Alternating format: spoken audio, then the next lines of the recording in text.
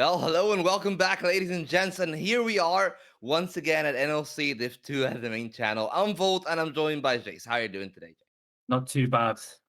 Looking forward to a very good game today. We've got Lions Creed versus Involt Esports. First up, got 4 games today, Volt, and well, this one has got a lot of stakes for the playoff one. If we can get a quick flip at those playoff standings, so we can get more of an actual visual into what I mean. But yeah, high stakes for this game in terms of playoff seeding. Yeah, for the two teams, actually, not just for either of them. Lions Creed has been going on a pretty good streak. And then I'm looking at the side of Invulnerables as well. They also do have a chance to make playoffs. But if I'm not mistaken, I believe that right now, if we can see here, Lions Creed is in playoffs contention in sixth place, but Invulnerables aren't that far off. They have 4 wins compared to Lions Creed's 5. And in my eyes, that means that they actually have a big chance of maybe getting somewhere, either of them. But with them going back to back today, whoever gets the lion's share of these two victories, if somebody gets two, maybe Lions Creed suddenly can put themselves in top four. Yeah, exactly. Lions Creed here sitting at the 6th seed, but the 10th seed occupied by Invulnerable Esports, only 1 win back. They need 2 to leapfrog them, and they could go even in record with a win here today. Bit of a roster update for Invulnerable Esports. It's not recent, but their top laner, Hala, did have to step down due to, I believe, burnout. But something along those lines, and now they've got a sub-top laner, and it looks like in the last couple of games, they've shifted focus over to their AD carry player, Chrissy. And Chrissy has been touted as one of the best ADCs in the region and in the league. So that could be a new lease of life for this Invul team. And they really need to kickstart a not quite miracle run, but definitely one for the ages if they want to get into the playoffs. Yeah, certainly they do need to get their matter sorted. I feel like that is something that has been going with a lot of these Div 2 teams, is that when they start the seasons, they maybe have an identity, but then they have to shift that identity throughout time. And that's what we're seeing, with the departure of Hala, as he said, it's maybe temporary, maybe it's permanent, depending on what they actually have to show for this season. But for now, looking at Lions Creed side, you said it yourself, Invulnerables are going to be playing towards bot lane, but Lions Creed feels like a much more holistic team when I look at them. Yeah, and I think so. They showcased in the last game I tested them even against Anima. They showcased very strong team fighting, big flexibility, and definitely a preference for some of these, I guess, non-traditional pro play kind of champions. Zuit pulled out Seth and was really, really confident on it. Managed to find some massive true damage with the W's in crucial team fights for, and it essentially won them the game. Didn't really have a good first 25 minutes or so, got ganked a lot, died a lot, but turned up when it mattered. Now we're going to be going into pick and bans in Vulnerable Esports, not wasting any seconds, instantly taking away the Nico, taking away the Ashe, and there's a lot of bot lane focus bans here, as Lions Creed respond to taking away the Xayah and the Kai'Sa. Yeah, and on the side of Lions Creed, the PS actually able to pull out that switch. So it is something to take note for the side of Lions Creed. But I'm looking at that ban phase and I'm thinking, okay, Kai'Sa didn't get through, but maybe we will be able to see the Jace, and that is something that has been pretty meta. And there it is. Yeah, there we go. The Jace has been first picked. We never got a slight, so I'm going to try and fix that. But for now, Jace gives options. You can flex it top, flex it mid, and you can sort of go into that more poke style. Kai'Sa being taken away by Lions Creed is good. I think Kai'Sa and Jace are a perfect combo with just the range that they have Vault. But taking that away from Lions Creed means that Invul are going to have to think of something else. Potentially, could Chrissy's Heimerdinger come down? I mean, that is something that can show up, but already this is identity coming out from Lions Creed super early on, and I'm looking at this and I'm thinking, okay, I see Alessandra, I see a Viego, and I know that they want to play around Panda and they want to facilitate these resets. But showing your cards that early on might be a bit problematic in my eyes. Yeah, what Lions Creed did though is they seem to have this very good core together. They basically slammed this, I believe it was 4-5 in the draft last time, or at least 3-4. They played it last game and it looked very, very solid. So much engaged. Lissandra, perfect setup for the Viego, means you're not really going to be missing any of your cooldowns. You're able to get the full auto Q, auto W combo to fully stack your Conqueror and then snowball from there. So Lions Creed, very strong mid jungle 2v2. You're going to probably look to move that to either lane as they've got Zerix and Spiky. You said that holistic playstyle that Lions Creed have got. And what you need to be able to play two side lanes is a mid jungle like this. And I think perfect for Lions Creed. I'm interested to see how Invulnerable respond.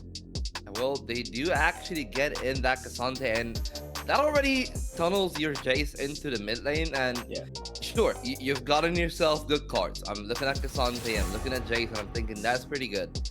But then it allows Emil to lock in that Malphite, and then everything changes. Then you need a big AP source, and is Gragas enough, Jace, is the question in my head. I wonder if it is. It's going to be a good source of disengage, at least. Obviously, you have the option to use that Arcast offensively to pull someone back in, but with the close range and the very all-in style Lions Creed, they've showed this off in multiple games now here in the NLC Division 2. They're just such big fans of the all-in, and they want to keep going in. As for the ability for the AP damage, is it going to be enough? Probably not. I think it's looking like Gragas jungle. It could potentially be a Gragas support flex, but I'm not really a big fan on this patch of the full AP Gragas. I think there's potentially just better options. I like it more as a top laner, as I said, with that W and E max as a more defensive peel kind of engage, as opposed to, like, as I said, landing that full AP with the Q and R max. Speaking of tanks that we're like leaning towards, Nautilus will be leaned down, and so will the Silas. And I'm looking at the options right now with that Ezreal ban. What is even left there in the bot lane to play? Heimer. Particularly for Christie, the Heimerdinger is still on the board. Ashe has been taken away. Ashe Heimer is obviously the classic duo. DRX managed to run riot with that one at the previous world, so that combo is not quite there. I wonder if Invulnerable decide to... I actually wonder what they take away. I think potentially might just take out another support, but they're going to take an ADC. So this is what, 1, 2, 3, 4, 5 AD bans from both teams. Yeah, Spikey and Chrissy are clearly target players for both of these teams in terms of trying to get them out of their comfort picks. Yeah, but getting that Varus, sure, it is a callback to a meta that is gone in terms of the times, but Varus is still very strong. He hasn't actually been directly nerfed that much. And the Sivir gives you a very strong option as a big go button of like, yeah, we have that Pope, we have that wave clear, and then when we want to all in with the Cassante going with an all out, or I want the Gragas to find an angle, that movement speed buff on the ultimate is going to be very pivotal into approaching the other team. Yeah, it's going to be a big game for Wale here, who could be potentially playing the Cassante mid if we're going to lean into the LCK classic flex, but probably going to be that Jace mid. And we just got word from one of the Invul organizers, owners, that this is Wale's first game. So as I said, big pressure on them to perform here against Emil, who is going to be on this Lissandra. Has looked great for it, and we're going to see the last pick come out for Lions Creed. They're probably going to get counter pick in the mid lane.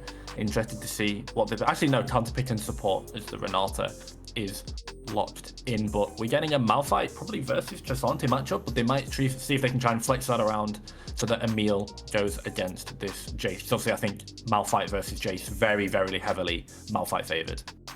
Yeah, absolutely. As time goes on, it becomes more and more favored, and then that's an instant lock for Leona. So again, they're still trying to go for that play, but I'm looking at the Renata. Martuza honestly maybe has the keys to either enable or, unfortunately in another circumstance, disable the game for their team, because the Renata Glass is an easy target for the Viego to actually go and kill, to lock down for the Lissandra as well. So there's that option, but on the flip side, a good bailout will absolutely stun Panda here.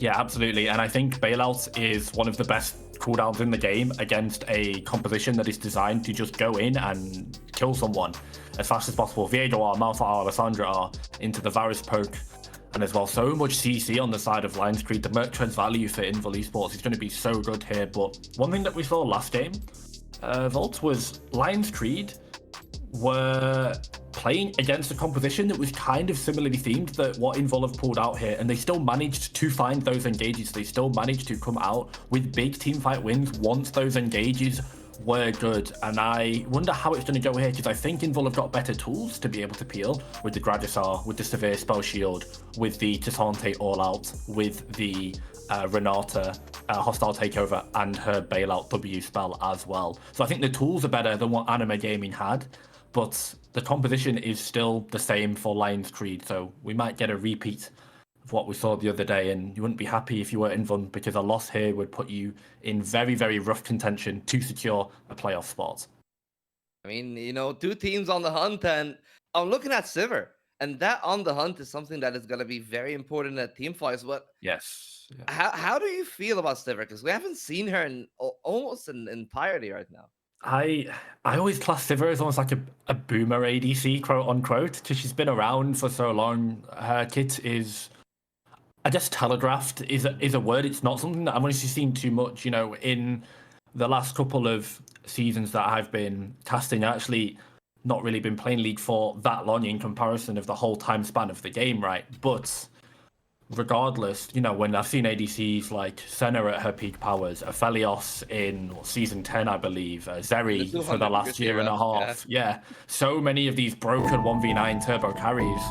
I don't know if Sivir can compete. To be fair, she's got to do it against a Varus, so this is a very classic matchup. I think Spikey is going to have more priority in lane, but in those team fights, I do love the ability to sort of bounce those blades in and around the members of Lion's Creed that, remember, are going to be very, very tightly packed together. So that value could be enormous for Chrissy here for the Invul ADC. And I think it's going to be a big sign of how this game's going to go in the first 5-10 minutes or so. How can Callan get this jungle attention down to their Sivir? How can they go in this 2v2 Spiky versus Chrissy Marcusa with the help of Zuko as well? I think this game, obviously, very, very bot-centric. Absolutely, and that's why we're seeing Chrissy there with that cleanse, making sure that Leona will not actually be as big of a problem later on in the game. There are key cooldowns that you can cleanse out of, but what I'm thinking of, is the cleanse enough? Because I feel like if you're caught in one string of the chain is gonna tighten up on you, and yeah, I think Chrissy just picking that cleanse to try to enable himself to survive the early skirmishes, not the late game team fights. Yeah. One thing I would say is I'm actually going to have a little bit of an ability check here. So I might have to be corrected, but I believe if you manage to successfully cleanse something with the spell shield of Sivir, the cooldown refreshes. But either way, with the spell shield and the cleanse being available, it would be not miraculous from Lion's Creed, but it would be is a heal? There we go. Yeah. Thank you, observers. Thank you. But I was just unfamiliar with that cooldown, as I said. Been a while since I've seen Sivir just in general. But nonetheless, so much resources to deny these, most importantly, engages and CC spells that come out from Lion's Creed. If Chrissy does manage to get caught, it's going to be on the 3rd or 4th attempt. Spell shield for one, cleanse for the other, and then on that 3rd bite of the cherry, they're going to have to try and CC up this Sivir. But the range that she can play at as well, I think it's going to be difficult to lock down the invulnerable ADC. Yeah, it might be, but again, it's not. I'm not looking for that Sivir to be the crux of the focus early on. I'm actually looking at the top side of the map and thinking, how big of a lead can the Cassante score over that Malphite? Because we were talking about the Malphite into the Jace, but Cassante's probably gonna have a good, almost as good of a time into that Malphite as Cassante will. Yeah, I think Cassante passive doing true damage on marks. Listen, I'm sure everyone that is watching this broadcast has heard of the Cassante Showmaker copy pasta. I don't have to read that one out for you all to understand how broken this champion is and this champion can be. It's going to be free grasp procs against the Malphite. Probably a little bit of a wet noodle fight in the top lane. I'd imagine the kill pressure very limited even with jungle proximity. And if there is going to be jungle proximity in this top lane, I think it's potentially wasted. Like, you're so reliant on your ADCs here. As I say that, nice little trade from Sammy, but Getsuit takes like, what, 200 damage from that full combo? So yeah, jungle presence I think needs to be bot lane. We're going to see Panda look to get the move first. Panda is stuck on that ward. Callan is not, though, and Callan is also moving towards that boss side. We might be heading to a skirmish early. Everybody's fighting for the scuttle, and Callan is there, smiting that one out, but Panda might be in the firing line. Valerie right there could find the combo. That's the flash. That's the handshake, and Panda is going to be caught for the first blood with that flash. And that's 400 gold for the Sivir that we were talking about. But still, look at Emil. Might still be problematic. Not a lot of mana, but Callan will get that body slam. Emil is pretty low, but this time around, Chrissy will flash and will not land that one. So a lot of summoners exposed. But at the end of the day, Invulnerable getting out with first blood. Yeah, it's a nightmare for Lions Creed. Look away if you're a jungle fan, because the 4-man rotate from Invulnerable Esports up to punish Panda is not a good sight for them.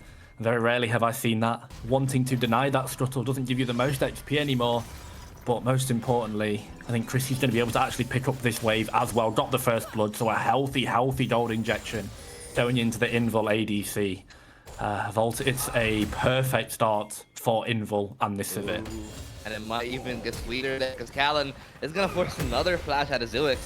And that was the lane that is supposed to be the stability, but I'm looking at the side of Lions Creed, and I'm thinking, okay, you probably wanted to fight around that first dragon once everybody got level 6 and you've gotten your completions. No flash for Panda, no flash for Zoix, and no flash for Emil. These are a lot of big tools that you could have approached a target that isn't the Sivir. Maybe you could have went for the Renata Glass, maybe you could have went for the Jace. But now it's looking nigh impossible to actually find anything unless you have the control of the pit first. And you can tell they're trying to make moves, but without these flashes, it's not going to be that easy.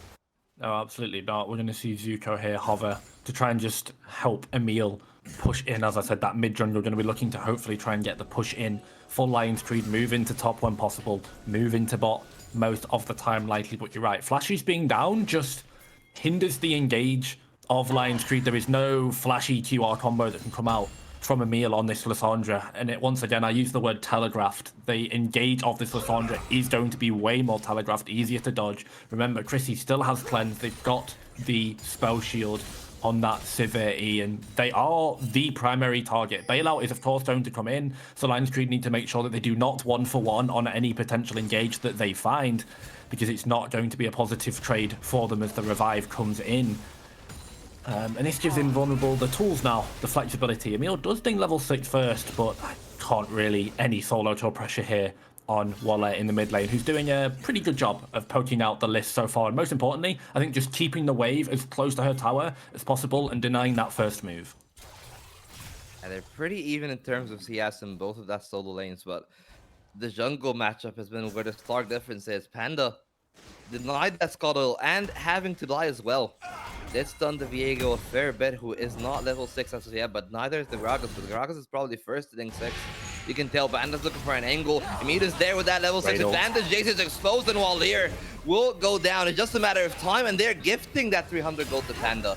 That's a big donation, and now maybe they can set their eyes on the Cloud Dragon. Yeah, it's the classic 2v2 that we saw. Emil managed to find so many of those last week, and they do it again. Perfect Frozen Tomb onto the mid laner. Great flank as well from Panda. Came down from the enemy jungle as Raptors. There was just nowhere for Waller to go. They were caught, and that gives Panda a healthy 300 gold to help this Viego snowball. I'm going to move into the top 5 to secure Scuttle here. Probably base after Panda very close to level 6. Drake is online, is available to be captured by both teams. They're going to decide against it, as now Callan is in his top 5, probably looking to secure level 6 off the blue buff. They are on now. In terms of gold lead, CS lead very ahead in the mid lane, 10 plus. Gold pretty much even in the jungle thanks to that kill. And of course in the bot lane, where I think a lot of this gold needs to be funneled for both of these teams, we're still sitting at basically just that 300, 400 gold that Chrissy was able to get off that first blood. Panda here hovering though. Nope. As you said, it's all leads, but they're all micro leads, really. Nothing that is that significant or would flip the complexion of any matchup. But Zuko's presence towards the map actually might be able to do that. And I'm looking at the two supports, and I'm thinking, okay, the bailout is going to be a good card if they engage on you. But you don't want to really leech a lot of XP if you're that Renata Glass. The hostile takeover is a good tool, but you want to make sure that you're actually putting yourself in a good position to allow Walir to scale up. And speaking of scaling up, they're heading for that Herald, and they're trying to make a play here. But the problem is, everybody's ready from Lions Creed. Even the Malphite has the big go button. But Sammy's trying to set themselves up. Chrysler's gonna move, so they're gonna be first to have that 5-man advantage.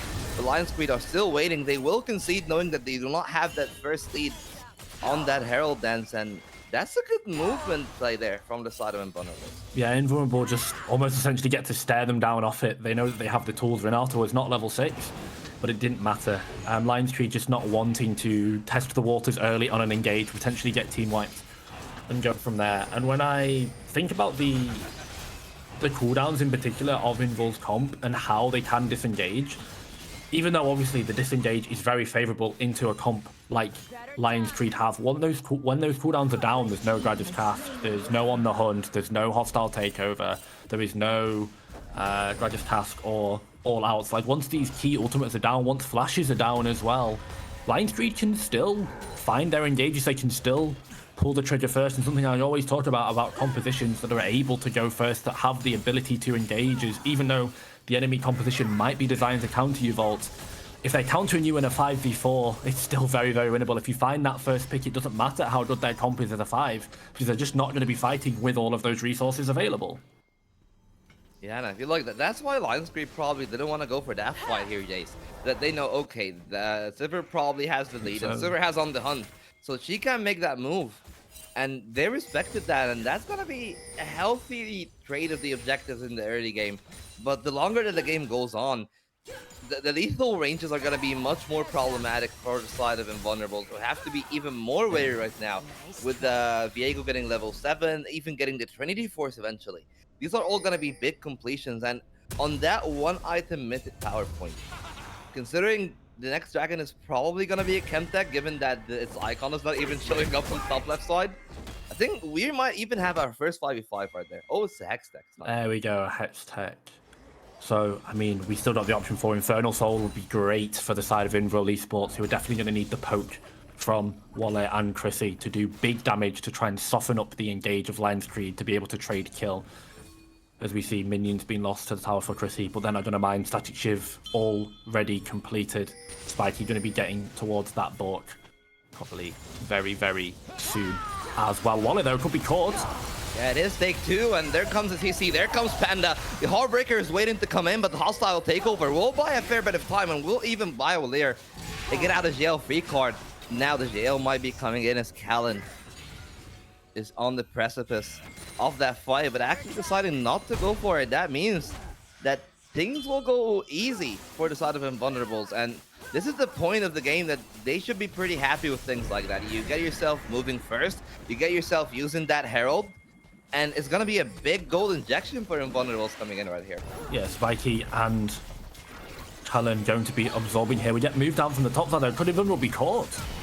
Yeah, but that's a flash to be burned. Chains of Double Corruption flash will unfortunately not be landing, so everybody's gonna not be sacramented or desecrated or anything that is in an evil connotation. Because honestly, like, I'm looking at Invulnerables, and they're playing it like saints in my eyes. They're playing it very honest. They only play when they have the numbers advantage, and it might not be the most fun or entertaining game to watch, but it's definitely putting them in a good situation. Ooh. With almost a full combo available for Callan. 1v1, I think Panda just wins this. Yeah, Panda still have the Heartbreaker, will land it. That's gonna be a solo kill. That's a big reset, but the problem is Panda needs to get out of there immediately and will body slam to safety. And that's a big solo kill right there. Callan, speaking about honesty, that was a pretty deceitful combo. You had a chance to maybe try to solo kill that Viego, but the Viego has a big time going on, unstoppable force, and unfortunately Walir will be moved back to the fountain.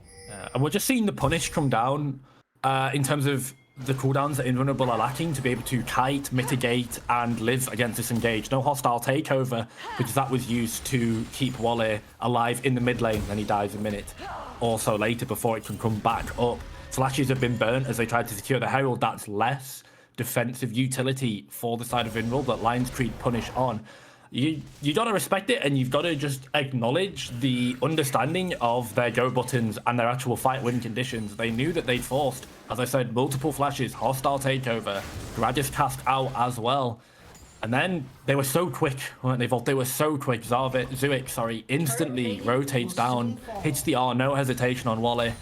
And then the flip side as well, Panda just runs down Callan. No fear at all, knowing that they win that. Triforce now online for that Viego, going to be looking to go towards probably Death Dance or something of that ilk second. But we've got a hover here in the mid lane, 3v2 for the side of Invul. But Lionsgate have got a good collapse. Ooh, the Ziggs there under the tower have to walk out. That's gonna also be a flash expended, but Sammy's got traded for their flash. Trying to find that knockup, and it will be. Lewis is taking a lot of true damage, and Sammy's close to finding that kill. Either way, Callan is there to make sure that there is no safety, and it will be taken by the Cassante.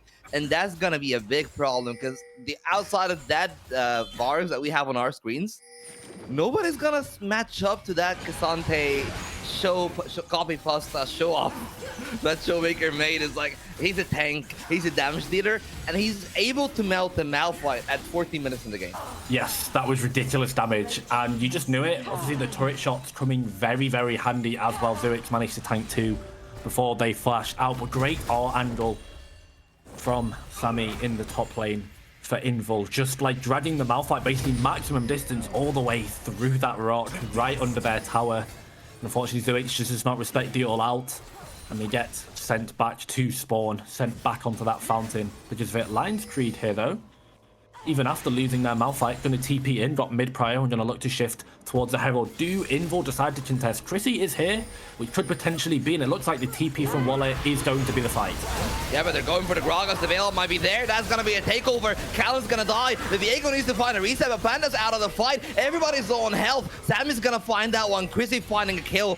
And Invulnerable's trying to get back into that fight, but without the reset, it's going to be very hard, but that's going to be a picture-perfect ultimate. Your cleanse does not matter. You will all go down. What a beautiful play by Zuix. And that is going to be the ace. Sammy might struggle, but his heart will be broken, and the Ruined King will find a triple kill.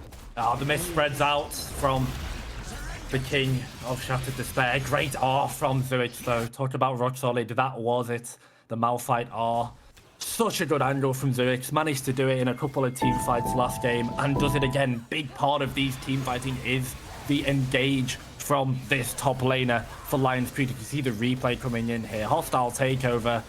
Callan Boss is unable to be bailed out, and the bank reclaims their soul, as is common in a capitalist society. But nonetheless, Zurich doesn't really care for all of this. 4-man, oh, beautiful combo. The cleanse does absolutely nothing, you're right.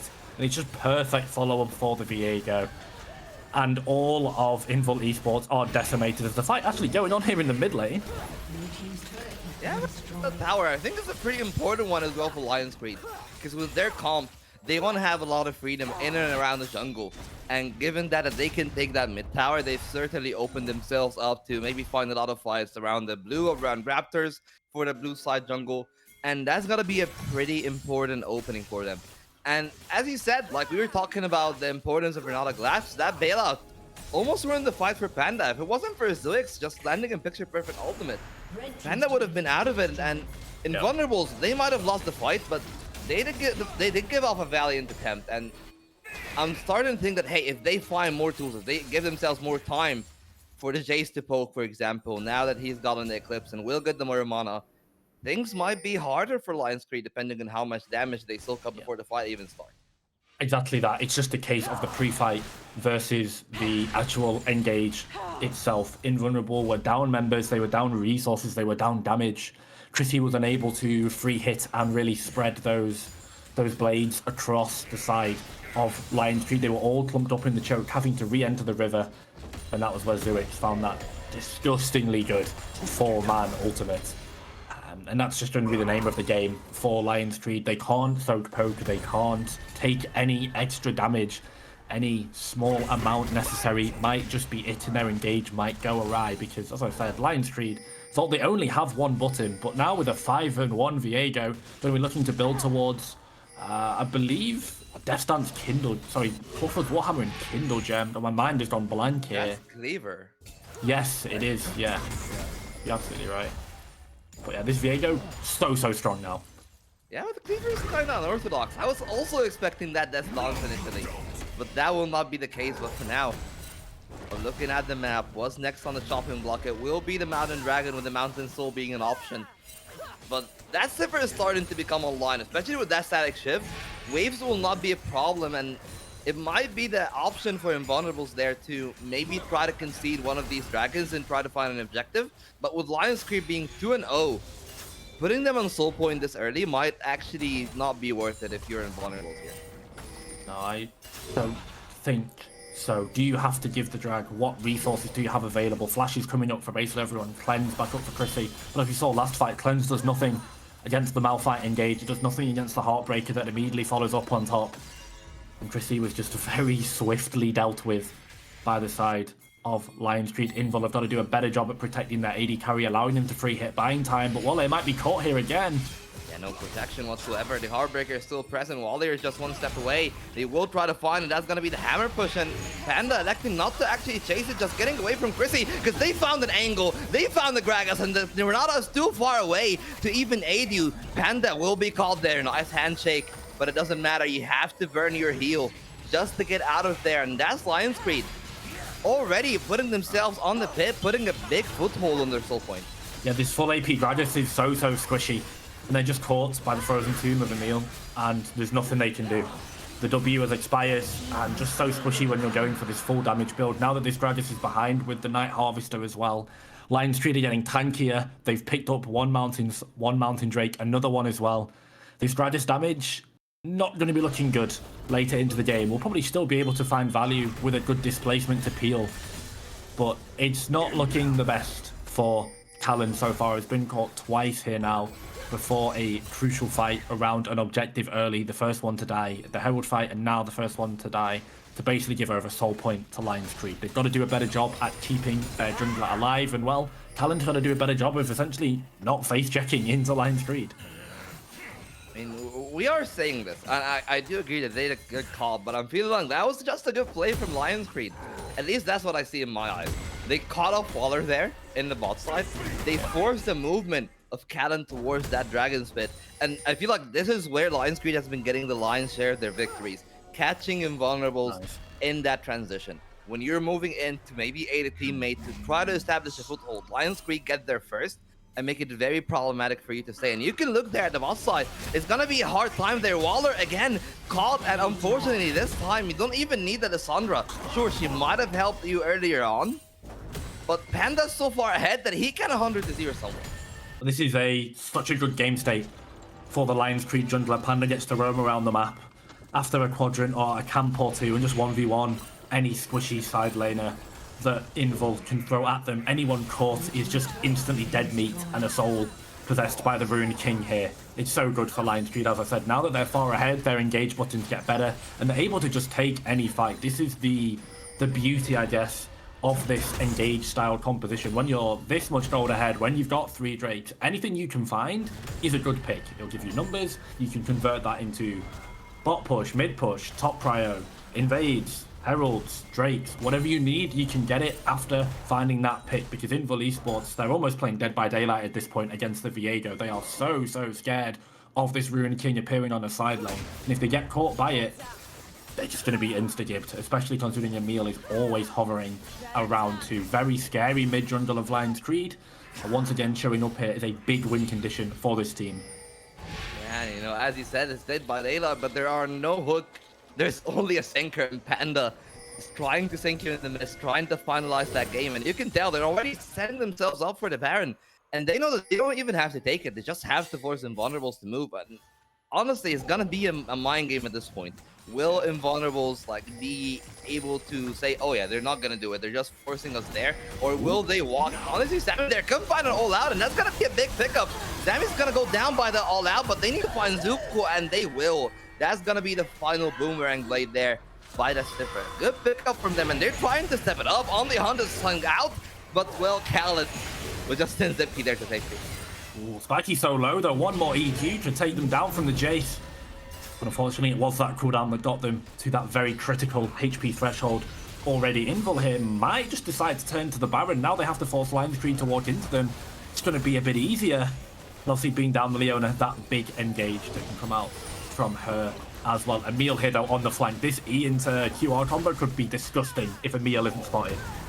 Yeah, but it's been taking a while now. Zuko's back to life, and Emil and Zuix are ready. They are grouping up a fair bit, so Zuix might have a good chance into fighting an anger healer, especially with the flash and unstoppable force. They are looking for it, but the Baron is frozen on 4,000 HP. They're gonna back off it, and Cannon and Water, again, both in danger, both giving their life for the Ruin King. That's gonna be one soul. That's gonna be the takeover, taking over, no hostiles whatsoever. And Zuik still looking for an angle. They have to expand their flashes, and Panda just having a free reign.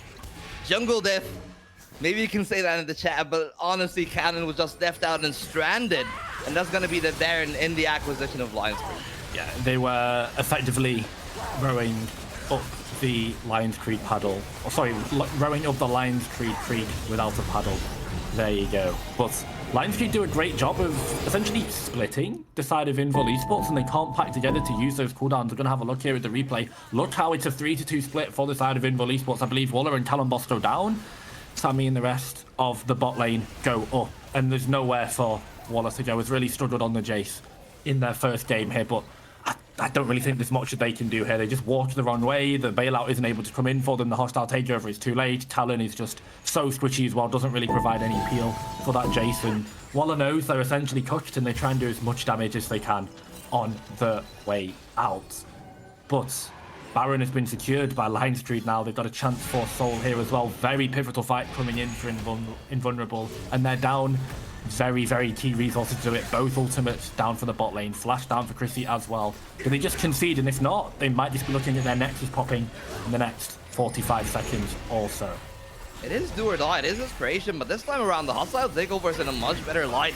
Sammy, though, trying to find a pick, but Emil in a great position. He's caught, but that's not a problem. He still have a lot of damage, and there's gonna be that self-ultimate unstoppable force coming in, and Zuix and Panda are gonna find that kill. It's yet another reset, and Sammy's just trying desperately to find something to maybe salvage the situation, but it doesn't matter because you will not be bailed out. And Zooey's just there to make sure that Viego gets all the support that he needs, all the tankiness to run down the rest of them vulnerables. And unfortunately, they will end up being pretty vulnerable themselves because they have no say whatsoever in that dragon. That's going to be Soul. And honestly, the outlook is pretty gloom for invulnerables here. Yeah, it's looking very bleak for them. The Lions Creed gold share now, the gold lead is just too big. Mountain Soul as well, going to massively mitigate their poke. As this Gragas already wasn't doing any damage, and now going to be doing even less. And Lions Creed there, still a great read though. Invulnerable thought they found Emil, uses that ultimate defensively on themselves to put them into the Zhonya-like stasis. And Lions Creed just collapse on the collapse. As I said, when they're so far ahead, any go button is a good go button for Lions Creed. And they just press it without hesitation. It's just the lack of indecisiveness coming out from Lions Creed, and it's that hesitation from Invulnerable that they are taking full advantage of here. 7k gold lead, Soul on the board, Baron still available. I think for now, unfortunately for Invul Esports, it's just a case of how Lions Creed are going to close out this game. Yeah, we do say that, and honestly, I would kind of agree. I think the game should be over, but then again, Invulnerables did have quite a few tools, and if you're starting to maybe ego a fight or two out, it will give space for the team of Invulnerables to maybe find the kill. But again, that's a very big if for now. What we can see, and what isn't conjecture, is that inhibitor going down. It's gonna only be traded for a tier 1, so that's an objective bounty, but really not too much traded back and forth. The Baron buff might have expired, but Lions Creed still flexing their muscles on their base. Yeah. And Lions Creed are going to take it slow. Baron buff is live for... Actually, not too sure how long Baron buff is going to be live for. There we go, has just expired. So they don't quite have those empowered minions, but they traded it for Soul. Going to be a long-lasting effect. And Invul Esports here are now pinned into their base. They're going to bleed jungle camps. Jace? I'm sorry, like, I just have to ask this. So you're playing against the Avaris. Yes. And for some reason, I'm looking at the Gragas and thinking, why do you have a spell shield against a champion with 1,000 range ability? The Q just instantly will pop it, right? It has popped it right now. That's exactly what happened. Yeah. You know what? I'm not too sure. I think Talon is just almost so far behind at this point that their damage isn't the most relevant, that they're trying to just build into any defensive itemization that they can get. It's almost too late to go into the full tank Gragas with your runes don't help it. Your mythic doesn't help it as well. Talon just going to try and get this spell shield. I mean, that is the only long range poke, to be fair, from Spikey. So if they can dodge it, Volt, then I guess they've got a good way to do it. and they're going to be able to retain that spell shield on the Gradius, but you're absolutely right. Spiky will just be able to pop that anytime they want with that extended Q. And in terms of other itemizations for Invul Esports, we've got almost 3 items on Sammy here in the top lane. The Sivir, to be fair, is at 3 items themselves, so their damage is going to be really relevant. But, I mean, it's everything you want and more if you look at the inventories for Lion's Creed here. Yeah, especially Panda. Maw of my Mortius. So even Callan there will not be enough, and that's the big thing. From my point of view, I'm looking at the benches and I'm thinking, honestly, if I'm in vulnerables, I would just go full damage because that's the only hope I have, is maybe get a pick or 2 off, trying to catch them right now when Lion's Creed are trying to flex their muscles. Because, you know, if they wanted to run down Emil there, it would have been at a 3v5 for like a considerable amount of time before backup does arrive. But that's not what they're doing. They're conceding a lot of space. They're conceding a lot of control. And honestly, I don't know if even the goal that they will get by bleeding turrets will be enough to get them back in this game. I wonder, it's going to have to be a miraculous fight. Chrissy is going to have to space glide out of their mind and dodge every single cooldown that's going to be aimed at their way. And speaking of cooldowns, Wale might just die here. Oh no, Wale is alive. But Callan there is going to find Emil. That's the pick that they needed. And since there is no tomb, Emil will be brought down. And now they wanted to fight that Baron. But without that Alessandro for 45 seconds, this might be the miracle that they need. But they need to take a good fight. The problem is, look at Lion's Creed. Lion's Creed has conquered them. That's going to be a miss, unstoppable force. That's actually a good chance. But the problem is, Panda does so much damage. There's no hope, unfortunately, for the Invulnerables at that current state, since Chrissy isolated all alone. But Panda's doing excellent work on the opposite end. Panda will even escape with a Heartbreaker. Chrissy will find one. And honestly, they've left Zuix out for stranded. They will find another kill, but there comes Panda. There comes Zuix. This should be game over. Panda now gets the reset, trying to find the next Heartbreaker, but under the turret will be problematic. If that shot landed, might have been game over. It could have been, but Invul Esports so close to flipping that fight. It was the Heartbreaker defensively and the flash as well. Invulnerable Esports managed to burn everything out from Lion's Creed, but I think they needed to not only burn everything, they just needed to get as many kills as possible. Chrissy does actually find the shutdown onto Spiky here. Great flash. As I said, the spell shield comes down for them to Chrissy, I believe 1-for-1 with Spiky here, 1v2 against the bot lane, but still Chrissy being able to find the kill here is crazy good value for the Invul ADC. But as I said, I think unfortunately just forcing all these cooldowns for Invul Volt isn't enough. I think now that Lion's Creed are just going to get back up, they're going to re-heal, and they're just going to look to go again. That was a stuffed engage. If they don't stuff the next one, it might just be it, and Invul Esports, they're not even going to get a chance to go for this Baron. They do, however, maybe have one final burger flip at the Elder. And look at them, that's what they're trying to do, and that's what I want to see them do. Marquise is there on that Renata Glass. I want to see them holding these tight corners, holding the corridors, because this is where the hostile takeover is most effective. It's not as effective in the river when everybody can just go left and right, and you can tell Panda's going over there. They want to find flank angles. They don't want to head to you straight on, and even if they do, it's going to be that unstoppable mouth fight, and the dance will begin, but Invulnerables is bringing it pretty low. They are bringing it low. Baron dance goes in, great engage from Emil. Look at Emil. That's excellent there. The takeover isn't enough, and Panda's in an excellent spot. Callan is not tanky enough. Panda's gonna find that one. That's the first reset. That's gonna be another one, and the problem is on the opposite end, the Sivir doesn't have enough damage, and that's the clean team fight that we were looking for from Lion's Creed. They're just setting their sights straight onto the base, not even going for the Elder. They will just find that ace and allow Viego to get their final kill.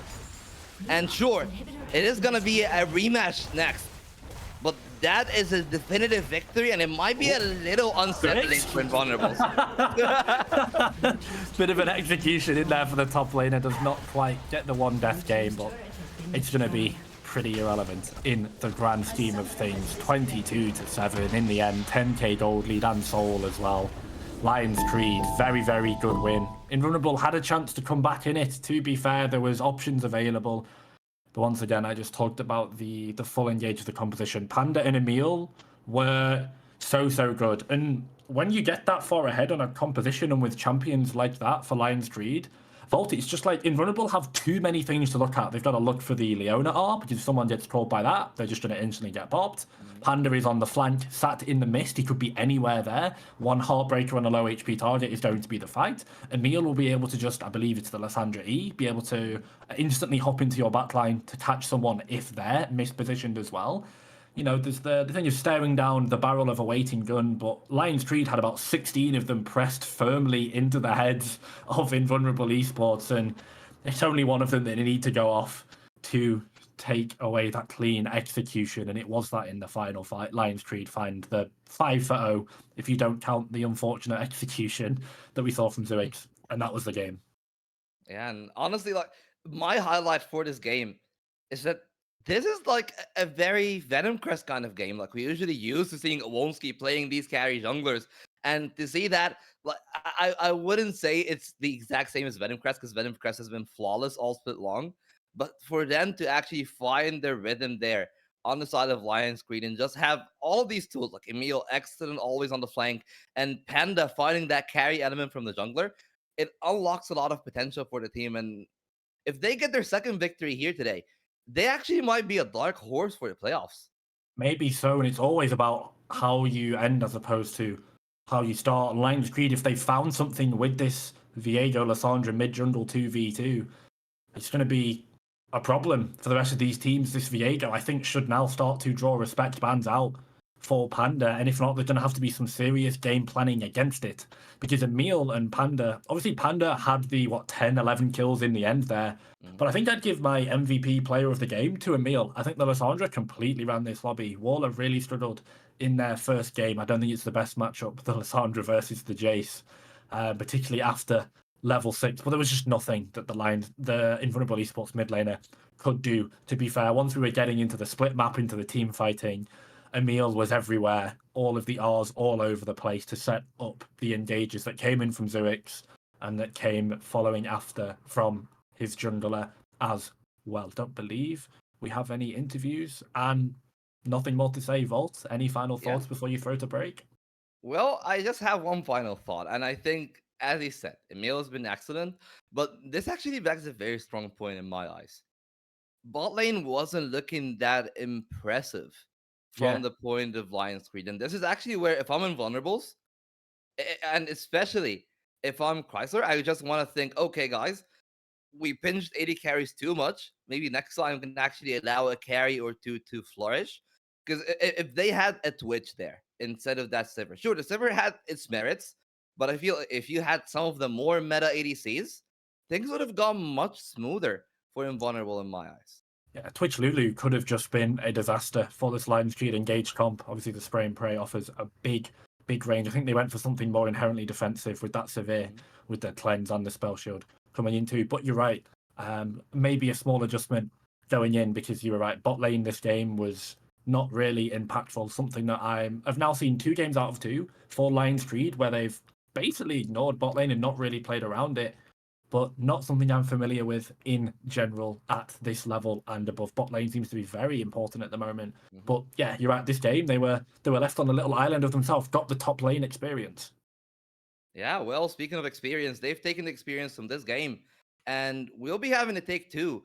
And that is the thing that I'll be intrigued about. So, well, that's it for me and Jace. But we still have Ramboing and Bloxer for the rematch between the two teams. So it's take two, but it will be right after this brief break. So stay with us, everyone.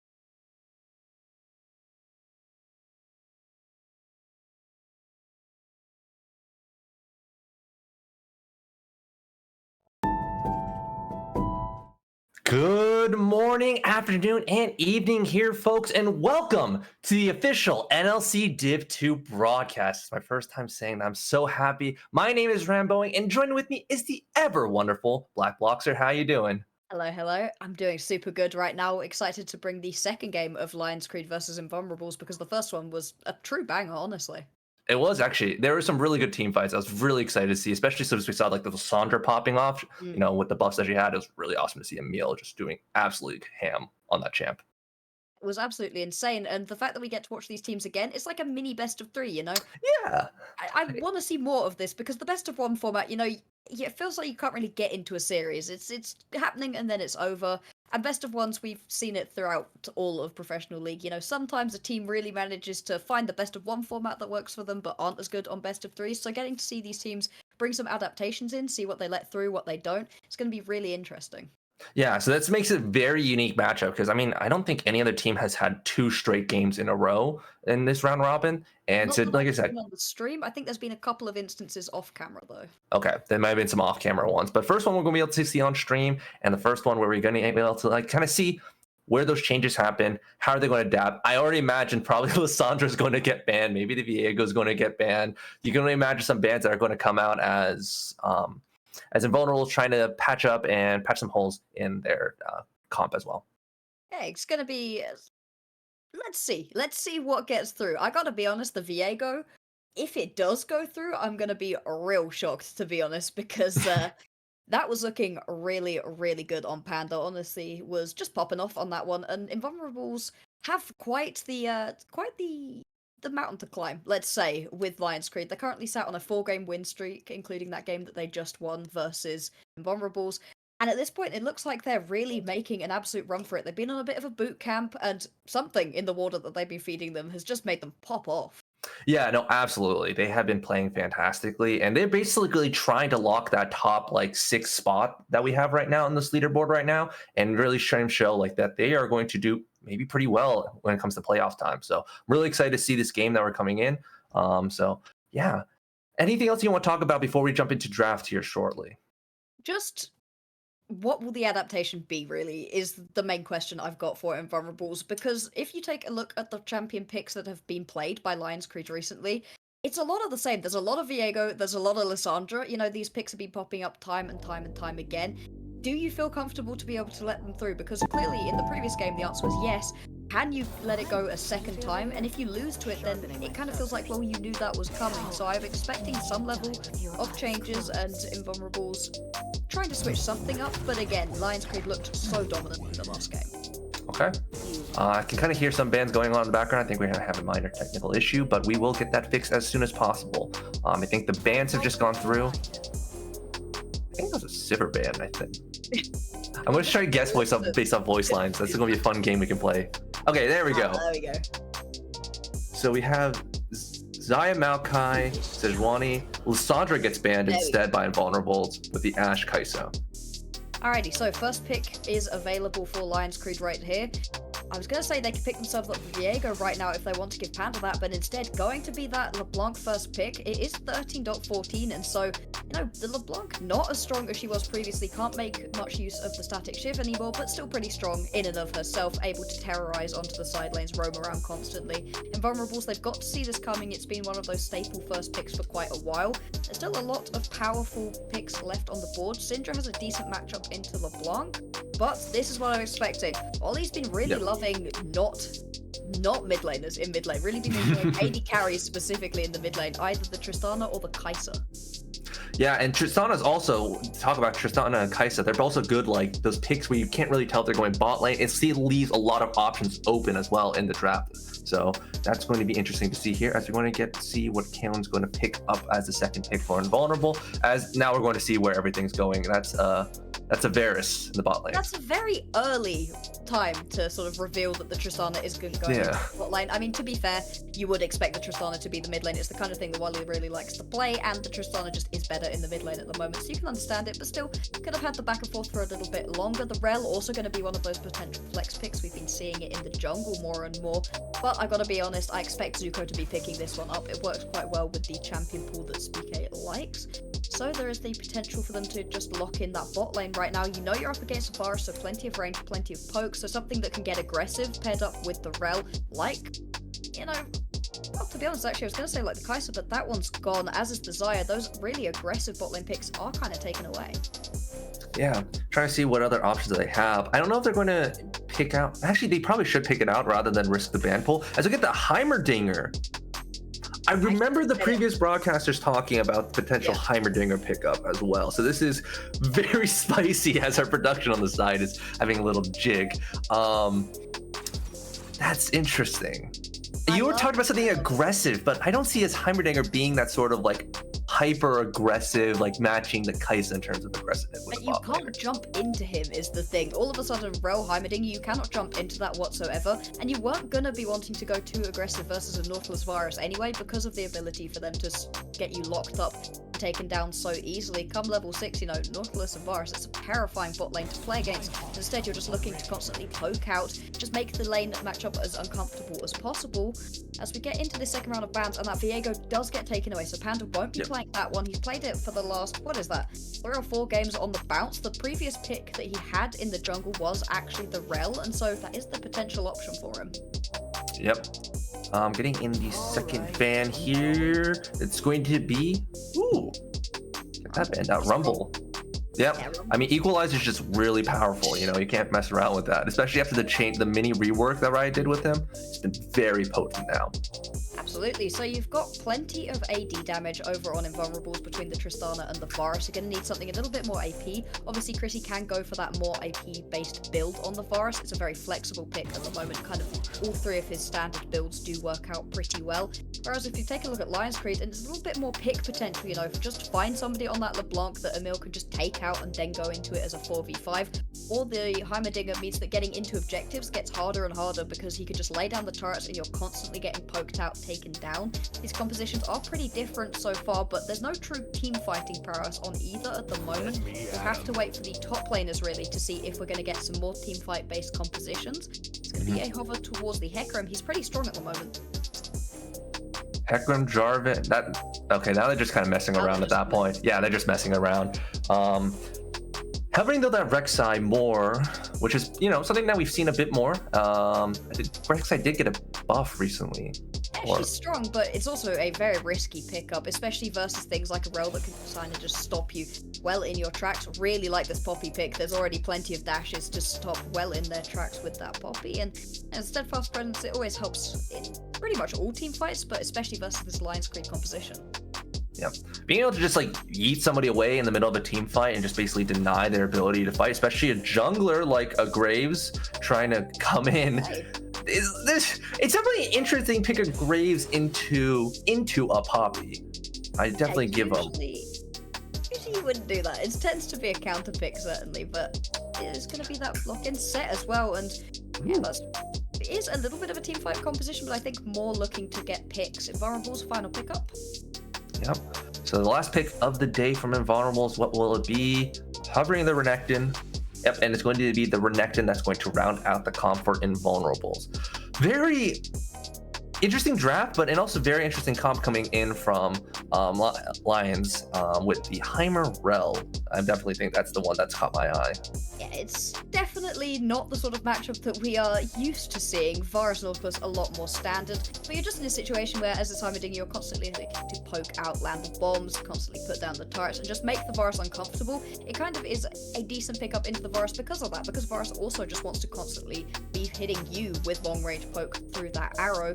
And then there is the all-in potential out of both of these bot laners, and it's kind of the same situation we were in yesterday, where engage second is kind of the name of the game. With the Rel, with the Nautilus, the person who goes in first, unless they execute really well, are just sort of stuck being into that fight and can find themselves in a little bit of an iffy situation.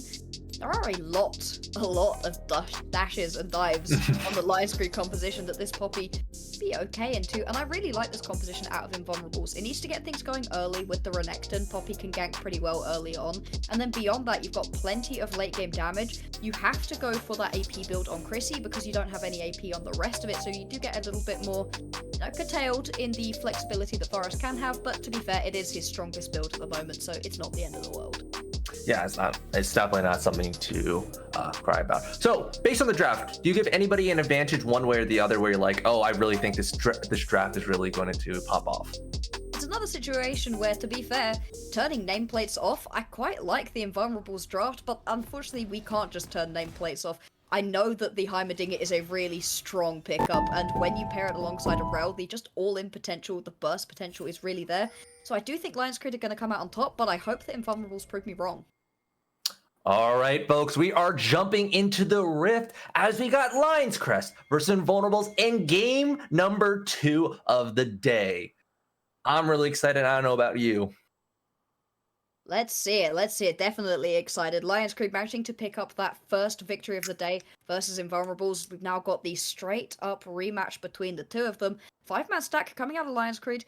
Not going to be able to find anybody because Invulnerables just put themselves into a nice 5-point stance. And if we take a look at the runes at the moment, nothing is looking too interesting. Everything pretty much as we're expecting. Standard across the board. No hyphy stuff happening in the early stages of the game. So it's all up in these junglers to see what the pathing is going to be and where we might have some potential skirmishing in the early game. Yeah, triple TPs on both sides. Both the AD carries or the carries are opting to go with the teleport instead, which is interesting. I would have thought with Chrissy might to opt to go with the cleanse, especially since there's a lot of CC coming in from Zuko. So definitely interesting to see that TP opting in for the TP instead. And just wanting to get around the map as much as possible. We've got a ton of TPs. We've got 3 apiece for both of these teams. So expect these team fights to be absolutely popping off. All the members getting involved. It's going to be a topside start for both of these junglers. Jace going to get a... Sorry, not Jace. Graves going to get a little bit of help out of Zerix onto this topside clear, whereas Poppy just going to start towards those chickens nice and easy. We might end up with junglers down towards the bottom side of the map getting a little bit aggressive early on, and really it should just be the push right now, like we were saying, for the Heimerdinger. Got so much more poke when you've got the turrets plus the Heimerdinger who's able to constantly poke you out. So Spiky and Zuko just going to keep this pressure up. It does leave them a little bit vulnerable to a potential Poppy gank. That's why Panda will be moving down towards the bottom side of the map just to cover out onto that one and see if there is a potential counter gank involved, because Graves during the early game can deal so much damage, a lot more than a Poppy will be able to. Yeah, I do want to note something I'm just going to quickly point out. If you're looking at the map right now, you can kind of see some of the wards that have been placed by Invulnerable. They're actually going to be able to see the Graves as he moves down towards Chicken, so that's going to give him a really good sign about where he is and if he's going to be moving towards that bot side or not. So that's going to be very important to look out for in the future. Just constantly having vision on the jungler is so important at the moment. Just going to be able to spot out Panda right here, and I've not seen Panda off of the Viego in so long that I'm not really sure how he likes to play other matchups. With the Viego, he wants to gank, constantly get really aggressive, was having a brilliant matchup last time around, managed to get that first blood for himself as well. So Invulnerables need to be careful to not let that same thing happen with the Graves, but I'd honestly say that Graves gives a little bit less if he falls behind in a team composition. Viego could constantly find those resets, and there's always the threat of him popping off. There looks like there's a gank at the mid lane. They're going to try to get onto the Tristana, but Tristana's going to be able to hop away. Or is he going to get rooted up? Has to flash away. Nearly got rooted up by those chains. Very good play starting off by Lions Quest as the Poppy's going to stun right on top of him, and Wally is going to jump right on top, put the bomb on, and Kaylin is going to get first blood for Invulnerables.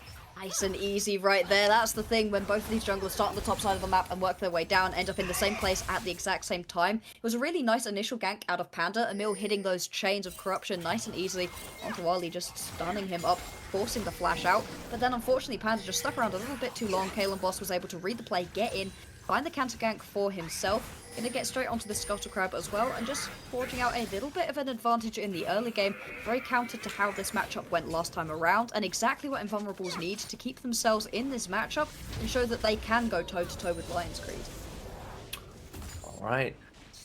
Definitely interesting to see that flip on the head as we get the first blood coming in from Kaylin instead of the Panda. But that's also the power of the Poppy too, right? Poppy's able to lock down on Graves so long between the charge stun and as well as just putting down and just denying any sort of dashes or escape from the Graves. It was just textbook. And that's kind of why you don't usually pick Graves into Poppy, but you know what? Maybe Panda's cooking up something. Maybe we don't know what's going on. Or maybe Blue Whites have invaded and started doing the draft, because I did see Blue Whites pick themselves multiple Dash champions into a Poppy before, so perhaps it's spreading just a little bit. Hopefully it's not going to bite Lions Creed too badly, but for the minute, Kalen Boss feeling pretty good about the way that this game has started out. It is going to be double Kachai shards started right here for Wally and Chrissy. Interesting to see if they are both going to go towards that more AP-centered build, get themselves that static Shiv. I could see it happening. You've got the AD from the Renekton top lane, and your champions still do a bit of it. Yeah. What's interesting? It's interesting to see. With you got the minion dematerializers. Oh Lord, have mercy on the LeBlanc, just so you can enable to use that static shift more. Yes, they got nerfed, so you can't exactly one shot those caster creeps, but once you pop on those minion dematerializers, the bonus damage that comes from that is what's going to let that happen. So it's interesting to see as well. While he also did start towards the cold, might be interesting. Just to mention, just looking to. Ooh, gonna say trading out.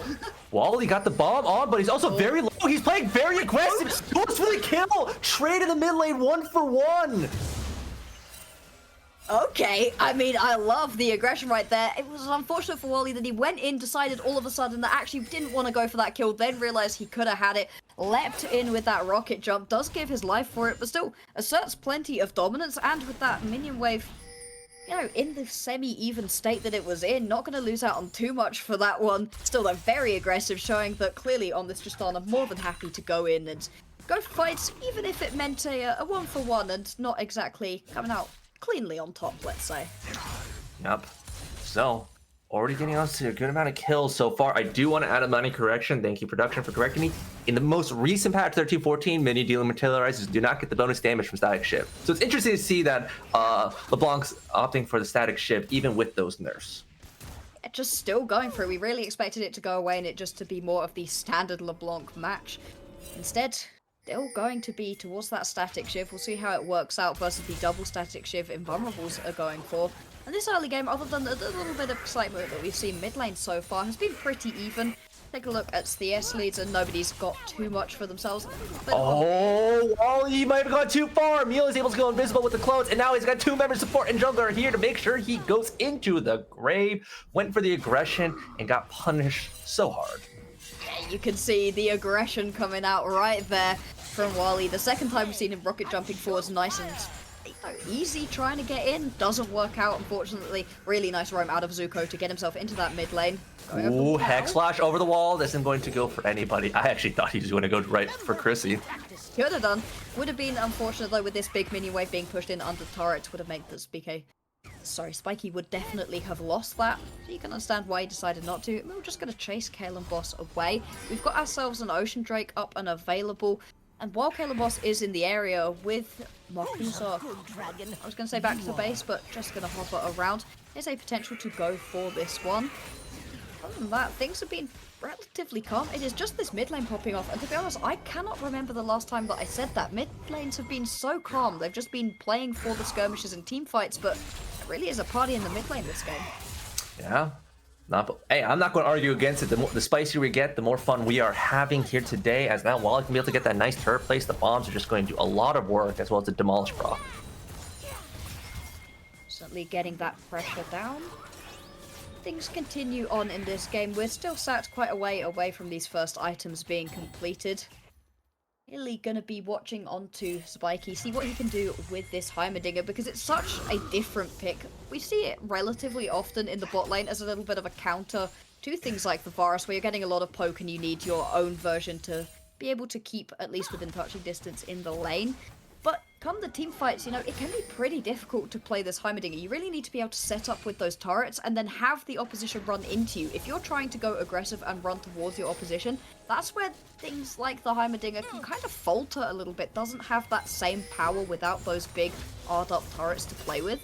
Whereas if you take a look at the rest of the Lions Creed composition, you know, Graves perfectly happy to dash in, and then Rel and Set just love to go flying into the back line. So can Lions Creed get those turrets set up, or are they perfectly happy to have the Heimerdinger just be playing support really with those stuns and a little bit of extra damage while the rest of the team tries to actually get those kills? Yep. Looks like we're going to get trader objectives here, as Invulnerable are going to opt to go for the Herald to get some gold in the pockets, but Lions Creed going to opt to start dragon stacking as, Amelie Distortion's back. That got really scared there for a second as the Poppy was waiting in the bush for him. Was really looking to get into a mill. He wants Wally here. He's going to look for, but Kalen doing a very good job. But now that Zuko and Pando in, the root lands, stun, knock up. Now Kalen in a bit of trouble, having to walk away. We're all on Kalen and Wally both being able to get away for now. Rocket jump away, and that's going to be the disengage. Ooh, that got a little scary there. Wally, do not recall there. Just keep running, does manage to get away. You can see the steadfast presence just gives so much speed to Kalen Boss that he was able to get away from that play. Currently though, Zuko's been all over the map, and I'm really impressed with the way he's been roaming around, constantly trying to get Panda ahead, Emil ahead. Hasn't quite made it all the way to the top lane in an attempt to help out Zuix, but I could see him getting up there at some point. And it's been perfectly fine because you've got those turrets as the Heimerdinger. You don't constantly need to be babied by your support. You're able to just unlock Zuko to get across the rest of the map. While Spiky sits down here, absorbs farm, and is doing perfectly fine, only down by a couple of CS. And to be honest, considering just how much time he spent alone, I think that's well within reason. So now here comes the question. Where is Kalen going to drop down this Herald here? Who does he want to accelerate amongst his teammates? Usually, I'd say up towards the top side of the map. You really like cracking that top lane turret, getting your planer across the rest of the map. But Sammy, you know, he's just been having a pretty chill time of it versus the set. Both of these guys have just been sat here. I mean, what, we're 11 minutes into the game? And as of right now, Zuix still has not gone back to base. Wait, Still, what? yeah. Wait, excuse me? He's still just sat on that orange shield. Man is chilling up there. He honestly. does not care. What the hell? All right, potential engage in as Kalen's going to Hex Flash over the wall. Zigbee is able to get away. No issue, Zuko.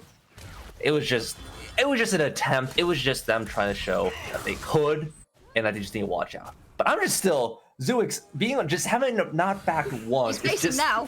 Let's see how much gold he's gonna actually go back to base on right How much here. gold does he have in his pocket right now? He gets a... Okay, I love that. Okay, he gets a full gore trigger. This is the chaddest energy. This is a true, like, set player right here. Like, an absolute Chad. Set has so much inbuilt regeneration and healing that you can just chill out. I'm not entirely sure what happened to Wally's health bar. I expect that the answer is something to do with Emil. But yeah, just Set perfectly happy to just chill up in this top lane matchup. And sure, Renekton's like to get aggressive, but at the same time, it's a Set. He's able to absorb so much of that poke, so much of that damage that the Renekton can deal. Perfectly happy to just keep sitting here, gonna pick himself up a turret plate as well, and sure, Sami's able to get back to base with that Gore Drinker as well, but he did base a couple of times, meaning that, you know, he wasn't able to just constantly be in the lane absorbing. Zigbee, flash away, but now here comes the ultimate from Marcusa, trying to get those knockouts, but he gets a stun onto Chrissy in order to stop it. Now here comes Panda trying to get in, TP coming in for Emil. They're able to get the kill onto Chrissy, but Chrissy's able to trade back, gets the Heimerdinger. Now here comes the rest of the team to execute the support, and now Sammy has to run away. Very aggressive play out of Chrissy to just manage to get that final kill onto Spike. He does get that one, and it's going to be the Rift Herald answering your question, getting down into the mid lane. More gold going into the pocket of Wally and Kalen Boss. And overall in that play, I'd say it's a little bit favoured to Lions Creed, managing to pick themselves up a pretty nice kill onto Chrissy, but still, with that gold traded back for Invulnerables, things still very even. We're basically dead, not even basically, we are in fact dead even on gold, and you can really see it across the map. You know, 2 Gore Drinkers apiece in the top lane, got those first completed items in the mid and the bot as well. Individual gold pretty much sat even. The only real difference that I can see is there's a little bit of one in the jungle. That means Panda has completed that first item and Kalen Boss hasn't, but at the same time you're not looking to be that big damage threat as Kalen Boss. You're basically just a walking support, constantly trying to stun people up and make sure nobody can dash around with that steadfast presence, so being down a little bit of gold is not the end of the world. Yep. Oh. Okay. So, Emil, solo kill in the mid lane, kills Wally. I don't exactly know how that happened, but, you know, it happened. I think, again, the answer's just LeBlanc. LeBlanc things. With that static, you still deal so much damage. And sure, it's not the straight one-shot potential onto anybody that we used to see, but on a squishy, you know, like a Tristana, plenty easy to just be able to take that one out. And that's now a huge minion wave bedding pushed underneath the turret that Wally's not going to be able to catch. Going to be put down even further in terms of CS. There's already a decent lead being often right there. Next straight going to be spawning in 6 seconds times. Pit control right now for Lions Creed, but plenty of invulnerable members making their way over. Teleport available for Wally, not available for Sammy or Zoix though, so the top lane is not going to be getting involved. No. Still just positioning, trying to get that warded out, trying to get that vision as they get into it right now. Honestly, just thinking about it, this is Emil's second game where he's just absolutely dominating the mid lane. He has just shown that he can play no matter what the champ is, whether it be the Lissandra, but now just LeBlanc, where he's just playing so well. I say that, and I feel like I nearly caster cursed him as Kaylin was threatening that. Definitely needed to run in that situation. Hit control now moving a little bit in favor of Invulnerables, but to be honest, both of these teams, Chrissy needs to be careful. No, he needs to be in trouble. Storm coming out the Sun CC. He is just dead and not able to move at all. And now that's going to be Lion Crest. They're going to try to get onto this Drake. They have the advantage here, but Sammy is here. Zewix making his way over, down to 12k HP. And now it's Dawn. It's dead. But now, is there going to be a team fight? There's no ultimates. There's none on the bottom side of the map. Sammy goes straight for the Heimerdinger, trying to get the kill. Is able to get it. Trades it back with a kill onto Wally. But now there goes the Grave. And there goes the Croc as well. It is just a bloodbath here in the jungle. Complete and utter destruction right now. Lions Creek going to come out on top of that one. Sure, Invulnerables were able to pick themselves up the Drake, but that is all they are going to be able to walk away with in that situation. Kill nice and easy onto Chrissy down in the bot side of the map, and that meant it was going to be a 4v5 with both of the top laners absolutely booking their way down from the top side. You can see just straight up with that flash into crash down, you're able to get stunned up for just so long. The amount of CC that you can get from a rel is ridiculous, but now that is a lack of ultimates in the bot side of the map. There's a potential here for Invulnerables to pick up the Drake and potentially win a team fight. You can see lovely on that Steadfast Presence to just stop Panda getting involved, and it looks pretty good at this point for Invulnerables. Unfortunately though, you just end up getting chunked out. Wally on the back line, Creed picking that one up nice and easy, and it's just such a scattered team fight. All of the members of both teams really getting pretty low. And in the end, it is going to be Lions Creed coming out on top with 4 kills in that situation, only the support managing to survive. Yep. What an absolute bloodbath that fight was. And it was only for the second dragon of the game. We're 60 minutes in and we've only had 2 dragons. This is getting insane. Really is, as Wally, I could expect him to keep poking out into that situation. Zewix. Oh, Emil, he wants it. He's going to try to go to the kill. The Dominus is forced to get popped from Sammy because Emil had that kill pressure. You know what? I was wrong. I didn't think that this static shift LeBlanc was going to be that good anymore. Now that they've changed it around, now that it can no longer... Oh, Zewix needs to get a kill. One more auto Wally. Last comes away. Oh, he's able to stay alive, but he's just in the wrong side of the jungle. Can he get back? Can he kite away? There comes the... Ooh! The Faith Breaker's able to just smack him into the dirt. He nearly got out of there.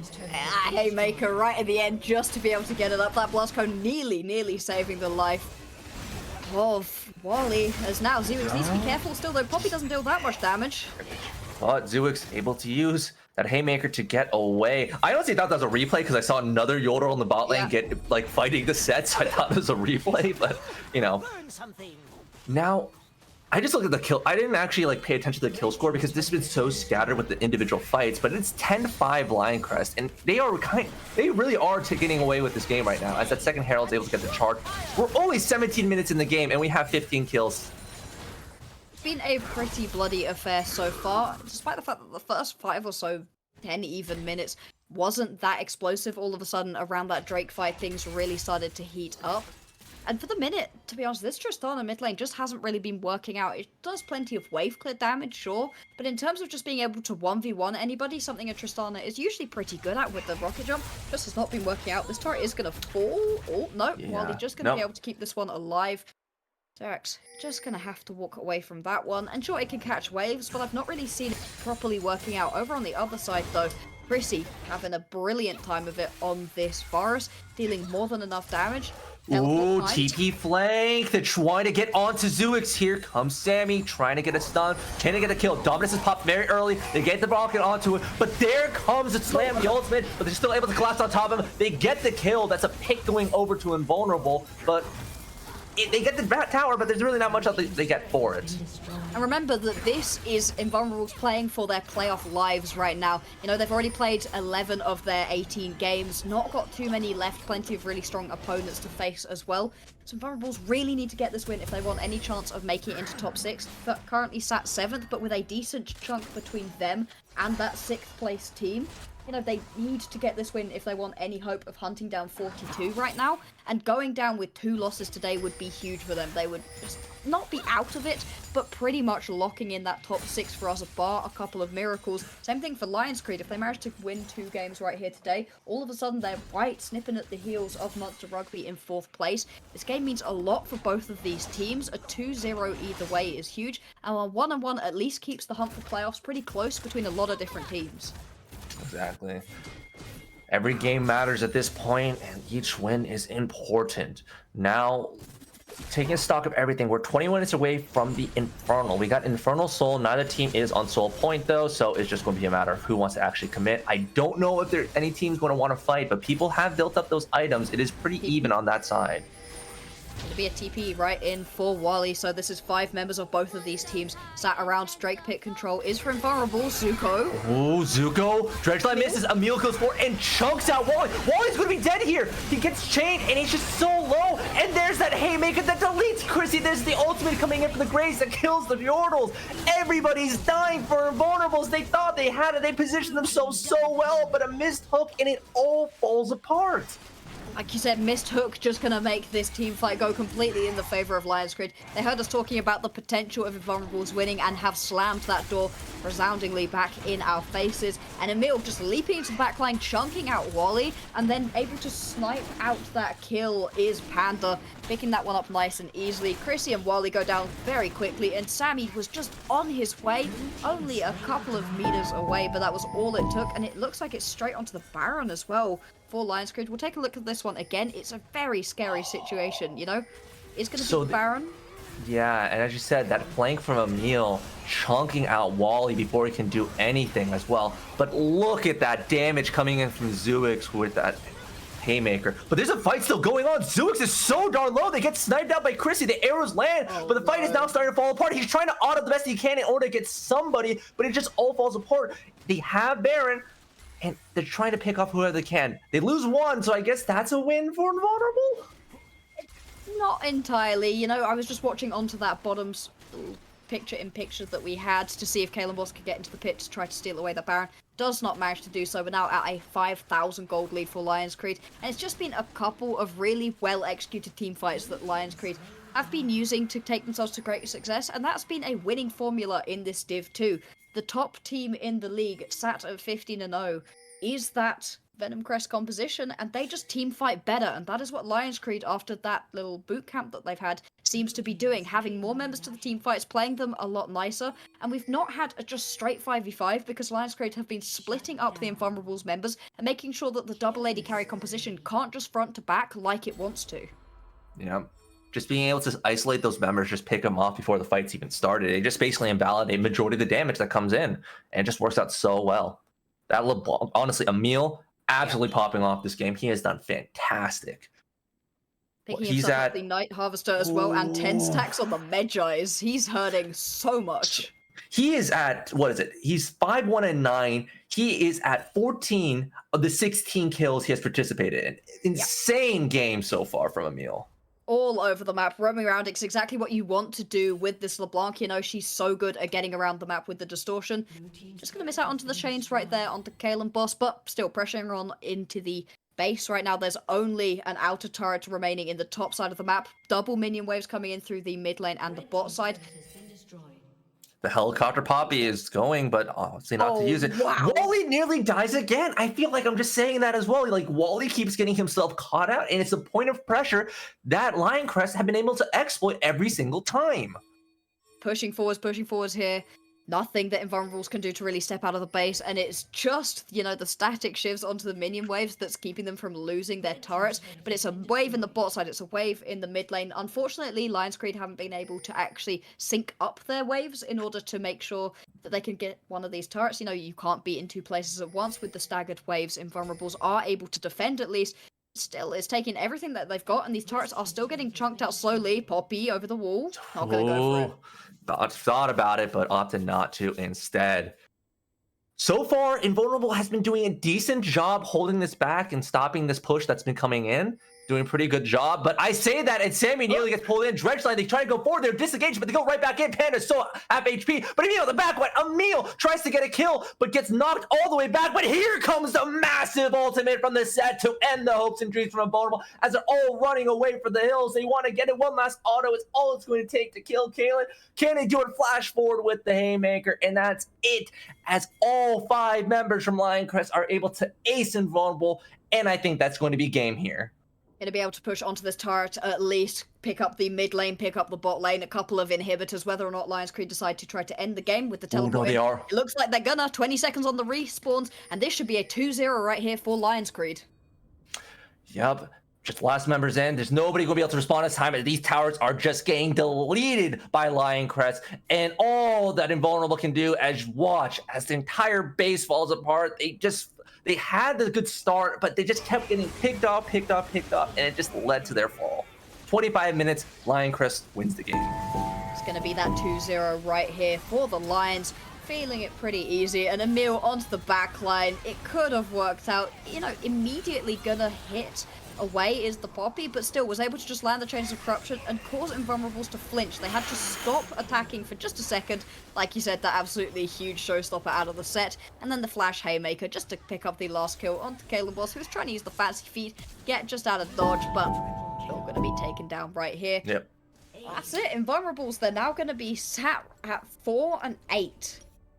And it looks like going even, 9 and 9, is kind of the level that you need to get to actually sneak into playoffs. You know, this has been a super close back and forth series between both of these teams, other than, of course, Venomcrest at the top and kind of Anima at the bottom. Everything else in the middle has been pretty jumbled, but Invulnerables, they're falling further and further off of the pace of where they need to be if they want to actually keep themselves, you know, in this playoff hunt. Yeah. I don't know. Hey, production, can you bring us the leaderboard again so we can kind of just point it out and kind of get a good feel of it, especially after these games? Thank you so much, Cal. I love you. All right. Yep. As we can see here with that, that's going to be 5 of their most recent games. Lioncrest has won in a row, putting them at a nice 7 and 6.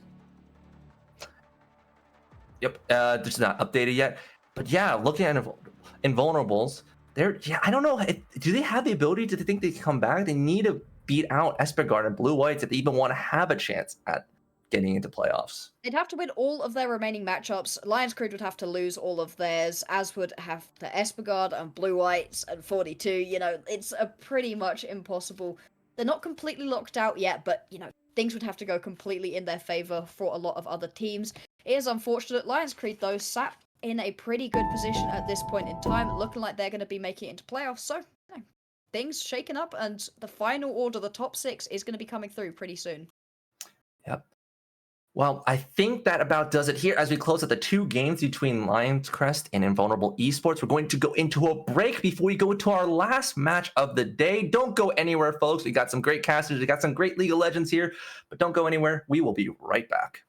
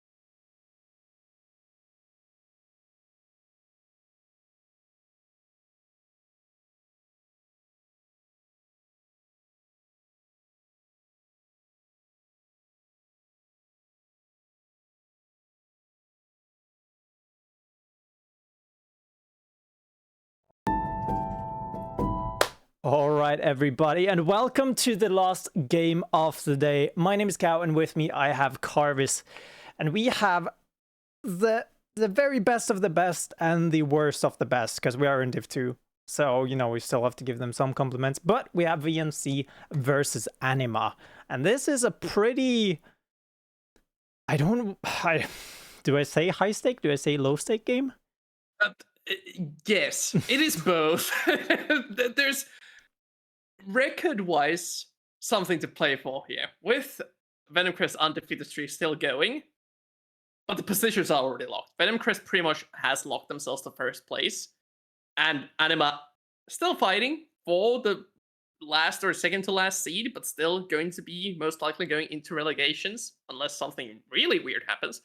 But yeah, not much to play for other than honor. And Anima, imagine the memes if they would be able to take down Venom Crest here. I mean, let's hope that there's not too much memeing from VNC here. No, I mean, I can hope, right? They troll a little bit of draft, you know. I've been personally being like just waiting and super excited every time we see Rel jungle, so potentially we could see some of that. We'll have to see though. Olonsky doesn't seem to be the kind of player to play Rel jungle though. Like historically, when we watched Venom Crest, whether it be off stream, mainstream, no matter where, Olonsky always wants to be on a carry. He wants to have impact on the map, but Rel doesn't really do that. Rel is one of those play setters for others to shine, more Modlishka style, for example. Yeah, speaking of Modlishka as well, will Azir... Mysteries of life. Will he eat another target ban? Escaped for quite some time, but now we saw a ton of new picks come out. We've seen Nico, we've seen Seraphine, if you watched Venom Crest's stream yesterday. Another pocket that he hasn't shown yet, but still keeping that supportive style, making the rest of his teammates shine, including the mid-jungle duo that has been performing so damn well. And Touch, going away from the Enchanters, let's Modlishka handle those, has been playing more Rel. But meanwhile, on Anima's side, Capstock still feeling his own pool, especially the Galio that he's shown so many times. And they've been team fighting way better, well, not managing to close it out yet. Yeah, they haven't really been managing to close out a lot of games, right? We've praised them on cost before, and when I think everybody has agreed, like their early game is consistently really, really good. Their issue is when they're moving into the mid stages, into the late stages, they start doing the macro, which is where it's starting to get really important, and then they just fall flat because other teams is just better at them. Yeah, and those are the type of issues that are often there for these lower division teams. Either they excel at late game macro and are good at closing out games, but the early game is weaker due to possibly playing scale and compositions only, or just not having the proper game plan to challenge for those early dragons. But Anima, completely opposite, loves to play aggressive, loves to play these high skirmish style compositions that are sadly short, ranged, or otherwise just slight miscoordinations, eventually leading them to a loss. But it's been looking better and better as the season goes onward. And we have to talk about the game they had previously against Venom Crest, because do we? They almost dealt them the loss. It was so close. It was so close. It just wasn't there, and it was again with the fact that, like, hey, macro was kind of lackluster in the late games, and they were taking some really, really poor fights that they probably shouldn't have been taking at all. And VNC, maybe they had a little bit of, like, you know, in the mid game there kind of just was, oh yeah, maybe we should actually not troll this away. Yeah. Usually it's Lee Sin that we think of as the my mind's telling me no, but my body champion. But Nidalee also has those moments. You hit the spear, you want to go in. The pounce feels so good. They're at 30% HP. You have the range indicator. It just feels so good to execute a combo, but sometimes you execute your own team at the same time. We're gonna head into draft C. We're most likely not gonna see the Nidalee this time around, but maybe they have some other spice cooked up for us for game 3 of today. What are you expecting? I mean, I'm expecting a lot of things because I'm kind of like a wild card when it comes to just, you know, I want everything. I just want every champion to be viable, and I think a lot of people would see that. But the thing I do expect is kind of just Kai'Sa. We expect low-key a LeBlanc. We see a Rumble ban, a Maokai ban. We'll definitely see an Azir ban if, you know, Anima has done their homework, which I really hope they have. And yeah, Karth is surprisingly actually being banned here. Yeah, Karth is receiving some changes. Still a decent bot lane about the jungle damage on the queue, if I remember correctly, was buffed up.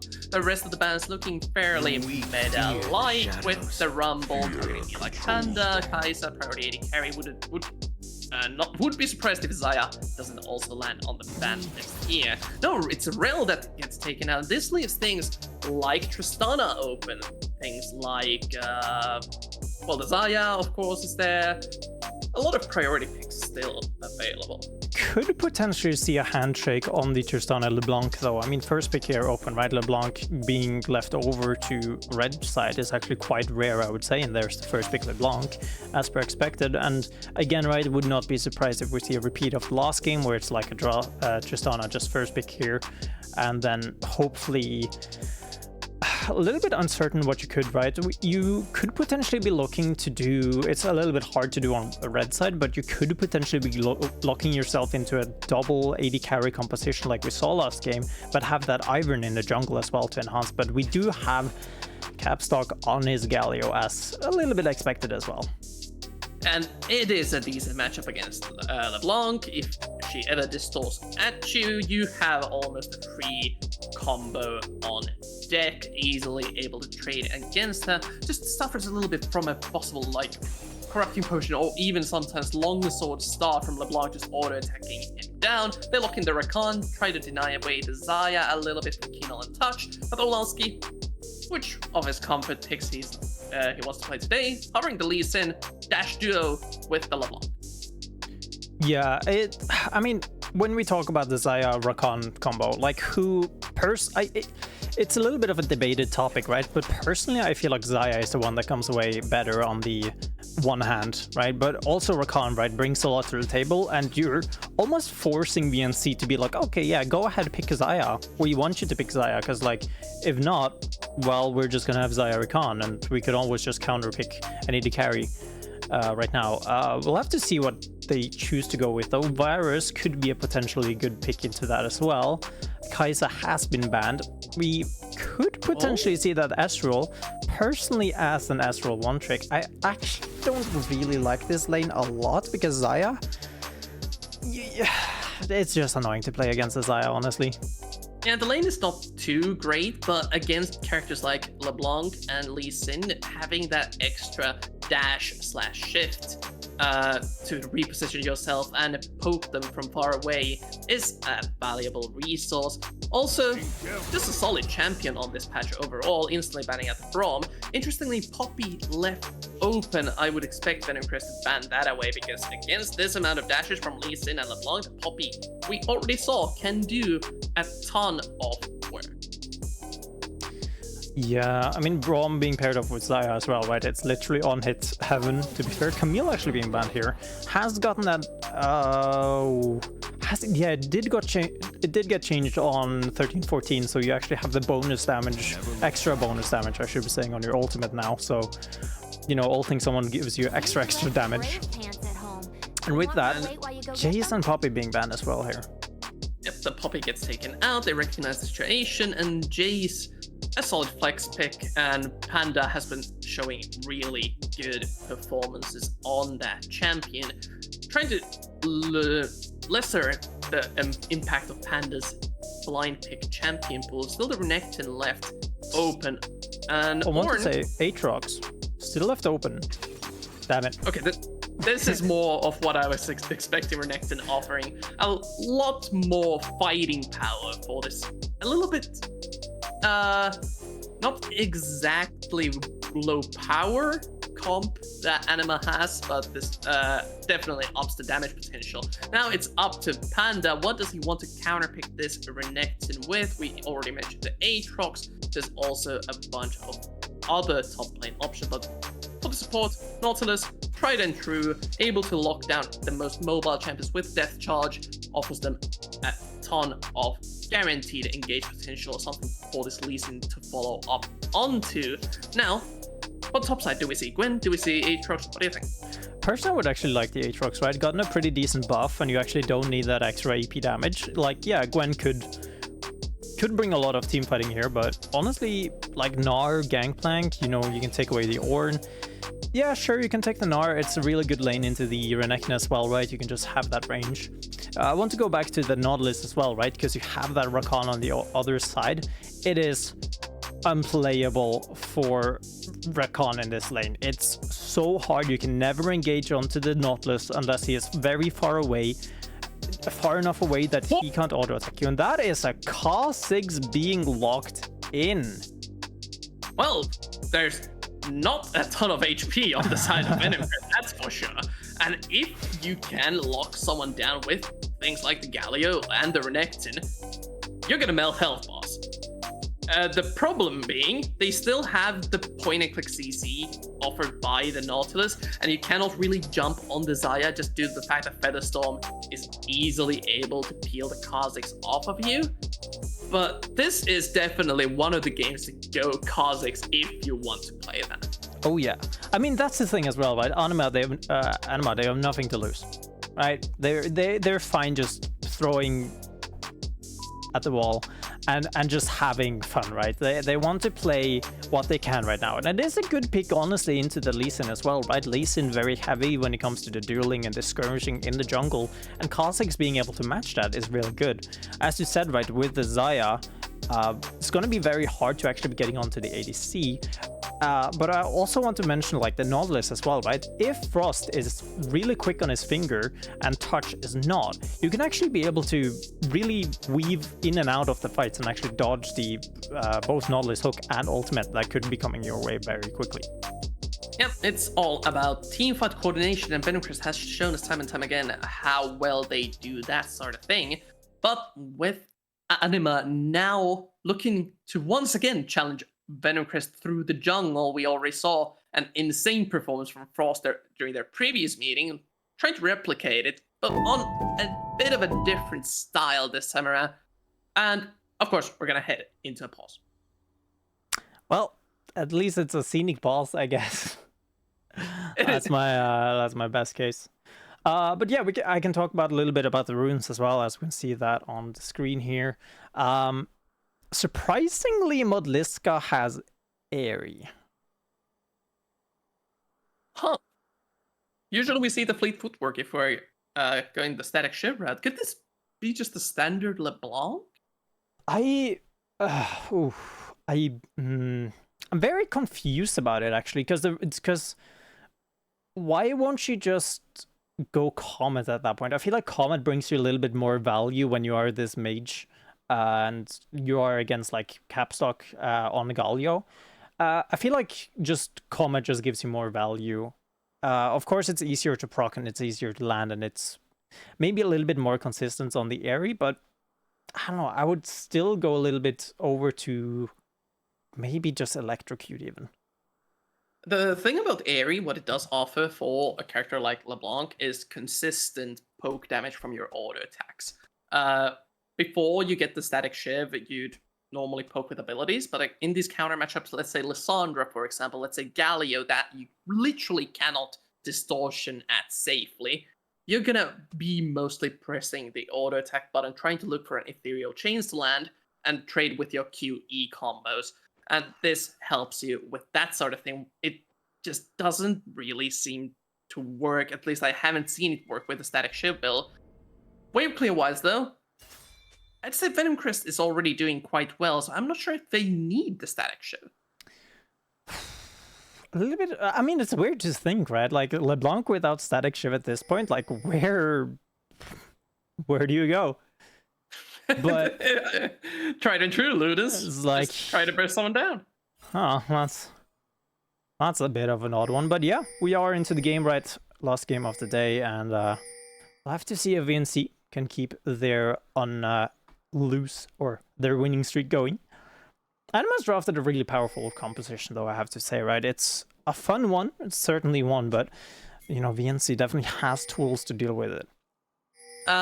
Yeah, for Anima's composition, it certainly packs a punch. It has impact in multiple ways. They can jump in and out of a fight very freely, while the enemy team has to kind of deal with it. The point and click CC of Renekton combined with the follow-up of things like the Rakan and the Galio can keep enemies in place for quite a long time.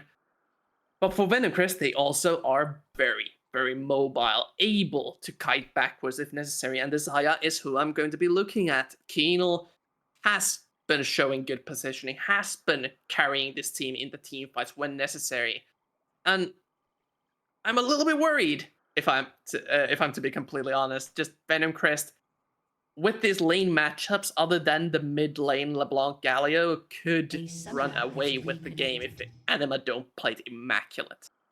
Yeah, that's the thing as well, right? It's very volatile draft, I have to say. Like, it's not a volatile lane, it's just the draft itself, right? Because the person that gets the snowball rolling just a little bit and is able to keep it rolling properly, it's going to take the game very, very quickly, right? It's just going to be going mayhem super, super well, right? And we have to see with Winsay, right?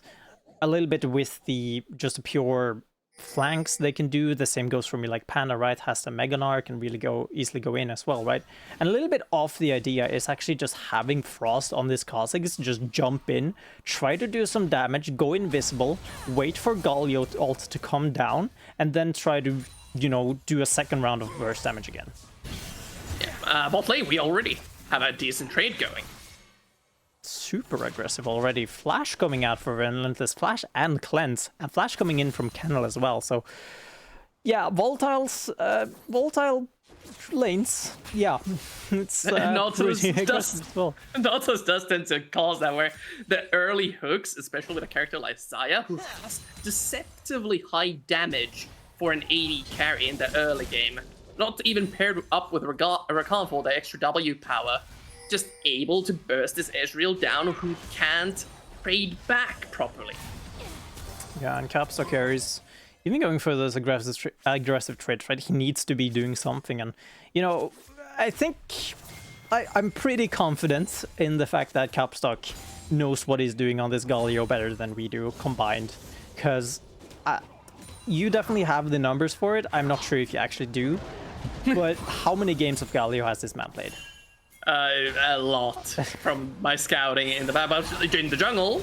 Already this first skirmish there, being used by Frost, going out of the range of the blue buff, will be going into isolation, but this blue buff now is already under contention.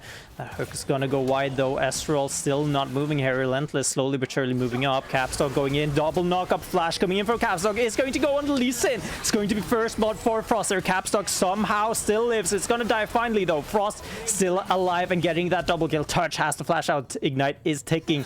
And that Ezreal Q is not going to be enough. And double kill going over to Anima super early in the game.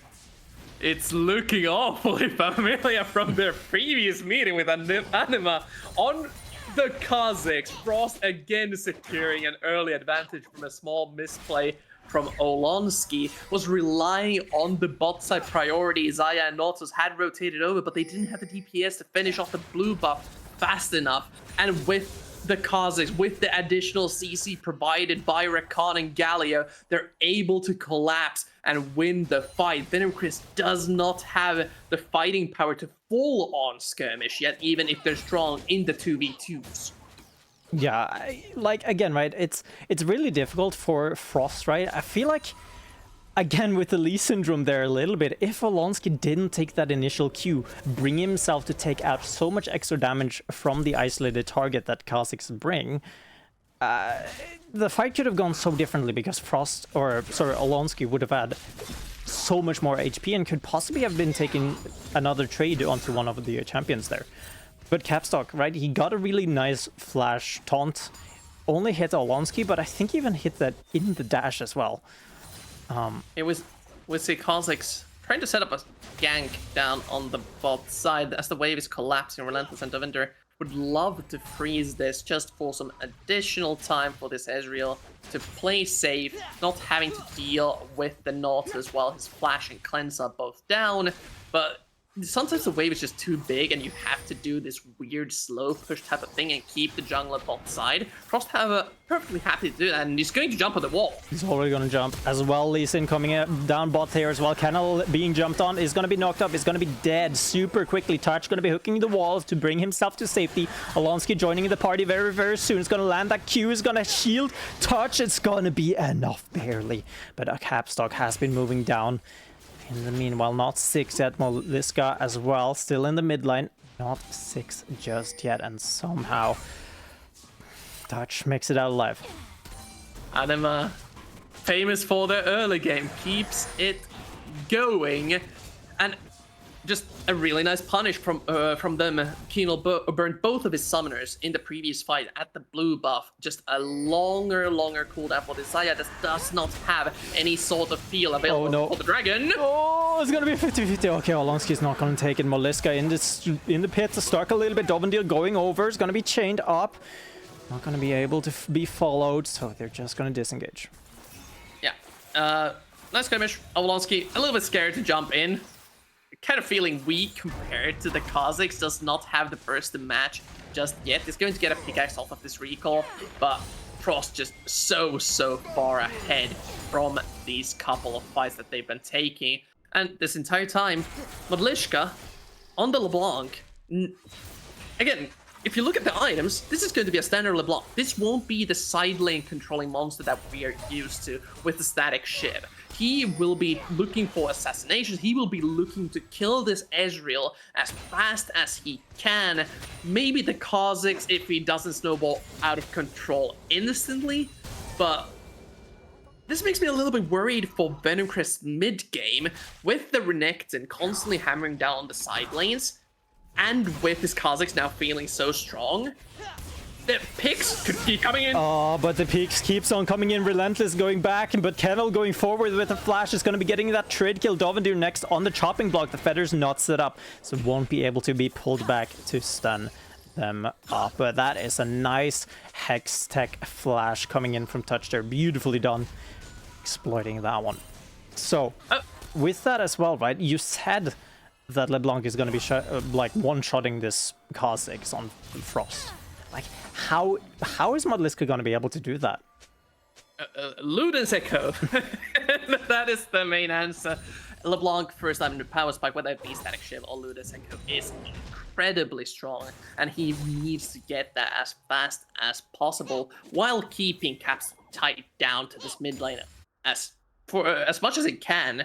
As long as the entrance isn't in play, they can look for these types of picks. Like in the bot side, they were able to surprise Relentless, get that extra gold onto the Xayah, who has been falling behind, and now they can move on and try to look for an objective in the Herald.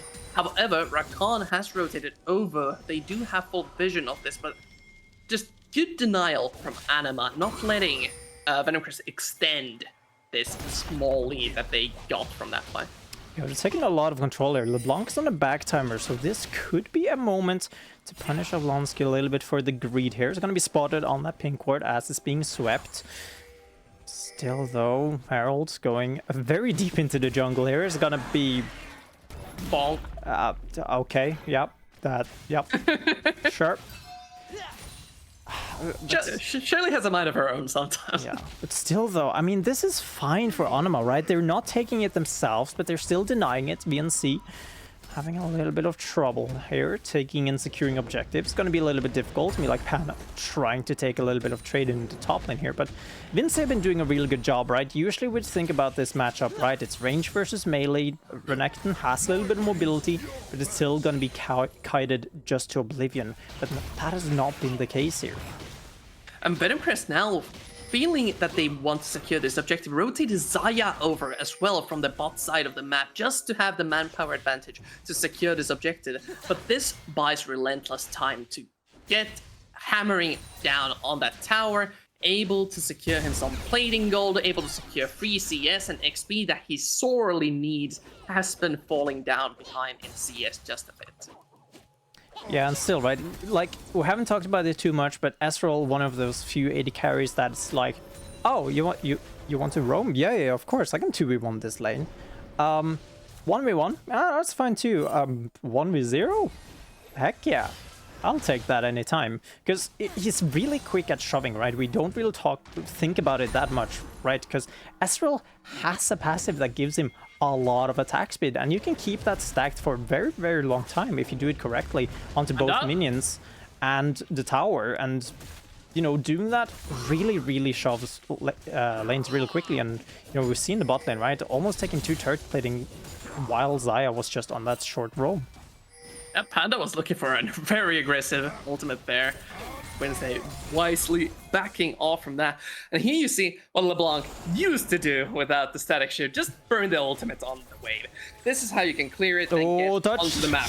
Might be in a little bit of trouble here though. Frost is visible, flashing away. It's gonna be fine. Could have been a little bit scary though, but here we can see a little bit of a taste test as to how this Kha'Zix will be playing in the late game. Still looking for Modliska here. It's going to be jumping onto a ward. Modliska being flashed on by that charm. I have no idea the interaction on that one, but got charmed up nonetheless. And now, if Distortion CC in the middle of it, it just gets cancelled instantly. Moving on to the Dragon, they still have Capstock's ultimate to use if they want to fight this. Yeah, Capstock could be taking the mid wave. It's going to be jumped on Canal here. It's going to be ulted as well. Touch, no flash, get out. Feathers nicely positioned, but it's not going to be able to save their support. TP coming in from Vince now, even as me like Panda is going to be TPing up into the top side, in fact.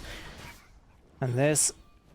still a little bit of a scary position here. Olonsky could go for steal, but Capstock is going to be just being a huge statue and a guardian. Practically what he was actually made to do, and is doing his job pretty well. Gargoyle, I think it is. Yeah. Just standing there, looking menacing. Vinzay getting poked down a little bit by Modlishka, not gonna be able to all in onto that with no ultimate to speak of, but bot side! Olonsky finding a kill onto Frost. That was surprisingly quick. Now, I wish I could blame the observer, but I'm the observer, so I blame me. But we have a dive onto the bot side there. TP coming in from Capstock. He's going to be using that as he doesn't have his ultimate. Rift Herald not being used. Wait, where did Rift Herald get used? He got used bot side. I'm blind. Yeah, and Venomcrest still able to pressure this bot side tower quite hard. They're just gonna eventually give it up. Even with Capstock's teleport burned to try to save it, they just cannot afford to spend all those resources down there. Mid lane tower already eating up the way that Modlishka pushed in. Top side, they have committed Frost up there to catch the wave. A little bit behind in tempo on these rotations, and that will secure the first tower and a nice chunk of gold for Venomcrest. Yeah, we'll just quickly get the replay of that. Yeah, it was just a clean full combo, honestly. That was it. Yeah. Lee Sin, right? It's the early skirmish damage. The damage will ramp off, but it's a consequence of this Kha'Zix, right? Being a full squishy, building Dusk with first, not even having boots, right? You're just so squishy right now, and the second Lee Sin is able to do that, right? With full clean combo, has the Conqueror, so yeah, it's actually surprisingly hard to take that, right? Yeah, you can always argue like, hey, you got a big leap, you got invisibility. Doesn't matter when Lee Sin gives vision on you. Yeah, and if you do manage to start out the combo with a kick, you're just gonna 100-0 any squishy that you manage to find in this early stages of the game. However, we're still approaching 14 minutes. The plates are now gone. With the one tower advantage that Venomcrest has gotten themselves, they are able to rotate this Xayah Nautilus across the map, try to shove in more towers, secure themselves more of this gold lead that they've been able to get, and with the Lee Sin also rotating over, they could go for this. It's gonna be really hard for Olonsky, right? We do see Capstock here has the ultimate available, and can't really use it when you have a LeBlanc. Not too sure about the timing of that, but I feel like if you chain the Galio, it's not gonna go through before the ult charges fully. Not sure, but they're looking to engage onto this. Any sort of angle would have been good for Anima, but Venomcrest just playing careful, positioning for the cannon wave. They're able to secure the tower. Now Gnaw and LeBlanc also following up on the rotation. They want to keep this pressure up while Vinze's teleport is still down on the bot side. He is splitting, but not really securing anything for the team. Venomcrest is just playing the map so well after that rough early game. Yeah, and mechanically, I think Anima has been doing the best of everybody right now. It's like they've been doing such a good job in these early skirmishes, but again, like we talked about this before the game, it's this macro in the mid game that's really lacking, right? We do see, you know, it's not really there, right? It's like, yeah, Vince is doing the correct thing by doing bot lane here, but the rest of the team, they're kind of just spending a lot of resources in trying to defend a turret that will fall regardless. You can't defend it, but you're still spending resources on defending it when you could have been using it elsewhere. But now, we see...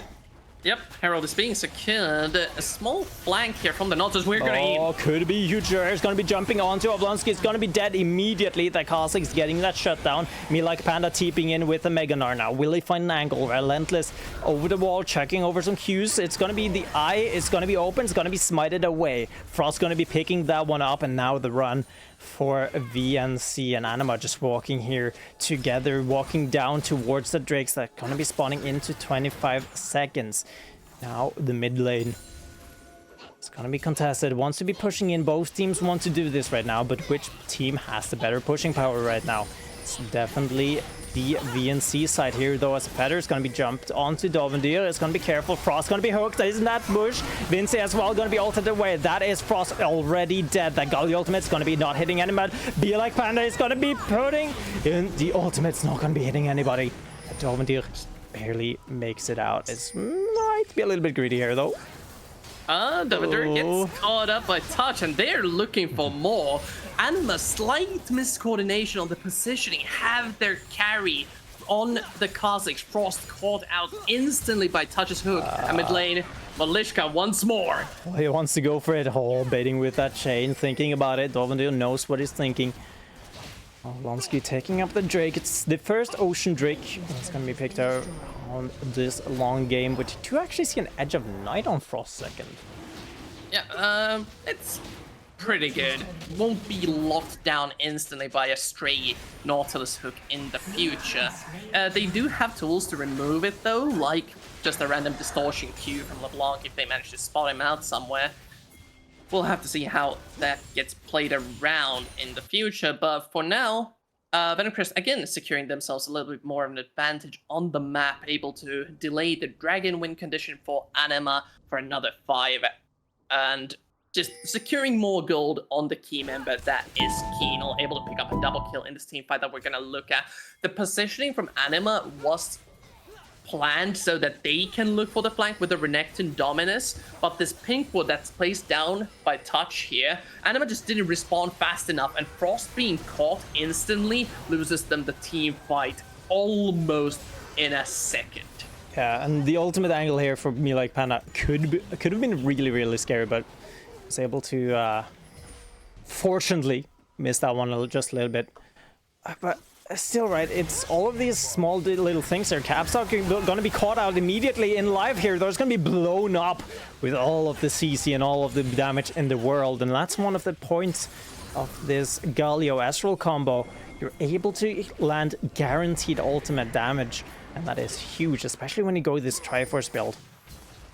Here comes the Herald. The push is gonna keep going. Anima has the manpower advantage. Meganar might be running out. Well, they're going in. Oh, ultimate from Zaya is gonna be beautiful. A lot of people gonna be rooted, but no follow-up damage. Dovendir, we're calculating that one a little bit, but Galio's still gonna be ulting in.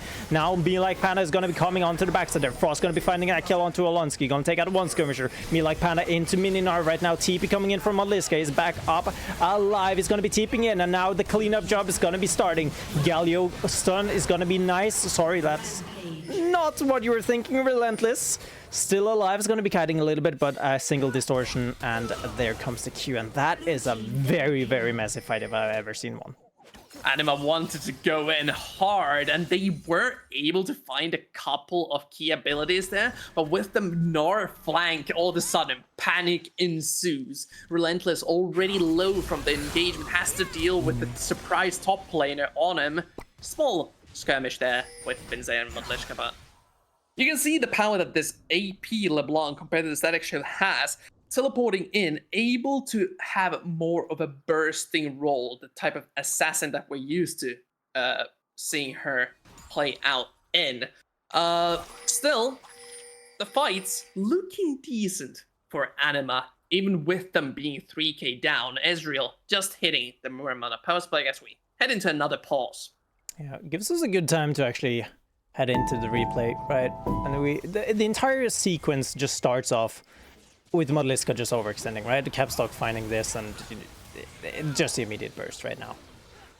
Yeah, and the fight continues here. Just with the Herald, they want to force down this middle tower, want to trade the map advantage, open up a possible invade angle, but with this engage, you see the Gnar coming in, Anima has to pull the trigger, and Dovender predicting maybe a flash from the Xayah just goes a little bit too far, and Olansky kicking Relentless away. Now the DPS is just gone.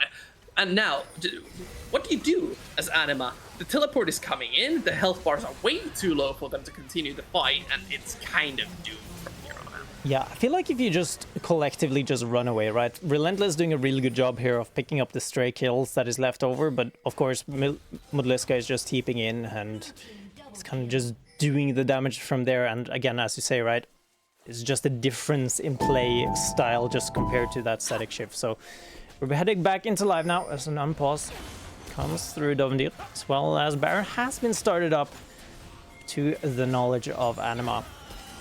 It's gonna be very scary though. Astral it's gonna be doing a little bit of damage here. The rest of the team, Renekton teeping in as well. Vince now if he's gonna be joining in on the fight here. Frost looking for something, has that Banshee's Veil, remember, or sorry, not even Banshee's Veil, Edge of Night, it's the same passive. Hold up. Is that a leveled up ultimate on Frost? That is in fact an involved ultimate onto Frost here. So he has 3 charges, so he can use it, and he needs to use it very efficiently, right? This Xayah, this Nautilus we talked about in Champs, like, needs to be careful of them. Okay, so he's gone RW, so still missing the extra damage on the Q for the executes. Interestingly, playing more to the utility side of things on the Kazakhs than we're maybe used to seeing these hard carry type junglers play. Still, a minute to go for the next dragon. You see that the vision mostly over on the Baron side. Neither team really testing the bot side river until now. And Anima have to fight their way in through this wave clear that Venom Crest has. They have the Xayah, who can with the feathers instantly pop a wave. They have the LeBlanc, who on distortion cooldown, double distortion of course, will one-shot the wave even without static shiv. Oh no, oh no, oh, I see that one coming a mile away. Dovender is going to be jumping in. TP coming in from Capstock now. BNC a little bit on the run here, but I think they should be fine for the time being. Forcing Capstock to TP. And now they're going to turn their eyes a little bit onto this Gnar, into this bottom side. Mega Gnar has come through now. So it's just a waiting game. Frost going to be going into his ultimate. It's going to be invisible. It's going to be blowing up touch on first touch. Now ultimate's coming through for Galio, but not before that. Rakan already dead. Relentless fighting, joining in on the team fight. Lolonsky is going to be there. Flash kick, kicking Frost back into the team. And Relentless is going to be last person alive. Is going to be barely able to clean up. The clone doesn't even get the kill for it. And now VNC is going to be turning their heads onto this Baron. A little bit of a split decision here, actually. Can probably even 2-man it. That probably can. Just Venom Crest, really nice team fight there by them. And Relentless just out of position for the engagement in his blue side jungle. Not able to join until all of the cooldowns have already been popped. And even with the Zhonya on the Galio, Xayah sets up all the feathers and is able to delete the extra member, leaving them in a 2 versus 4 situation. Just Anima are looking for the proper angles, but the execution barely not there, as they're getting just out-mechanicked by Venom Crest. The kick from Olansky to seal things off, just really nice by them. I The feel Dragon, like- though. I feel like the flash kick was kind of just like a style point thing. You know, it was just like, yeah, you know, it feels good to do it. But I haven't really thought about it that much. But Xayah is actually able to just keep on stacking the feathers and putting them down as you're taunted, right? You just spam WQ, get that started, have your full passive just stacked up. But now, a little bit of solo kill onto the bot or top side here. As Anima is contesting this Drake pit, it's going to be really hard to actually be able to do this.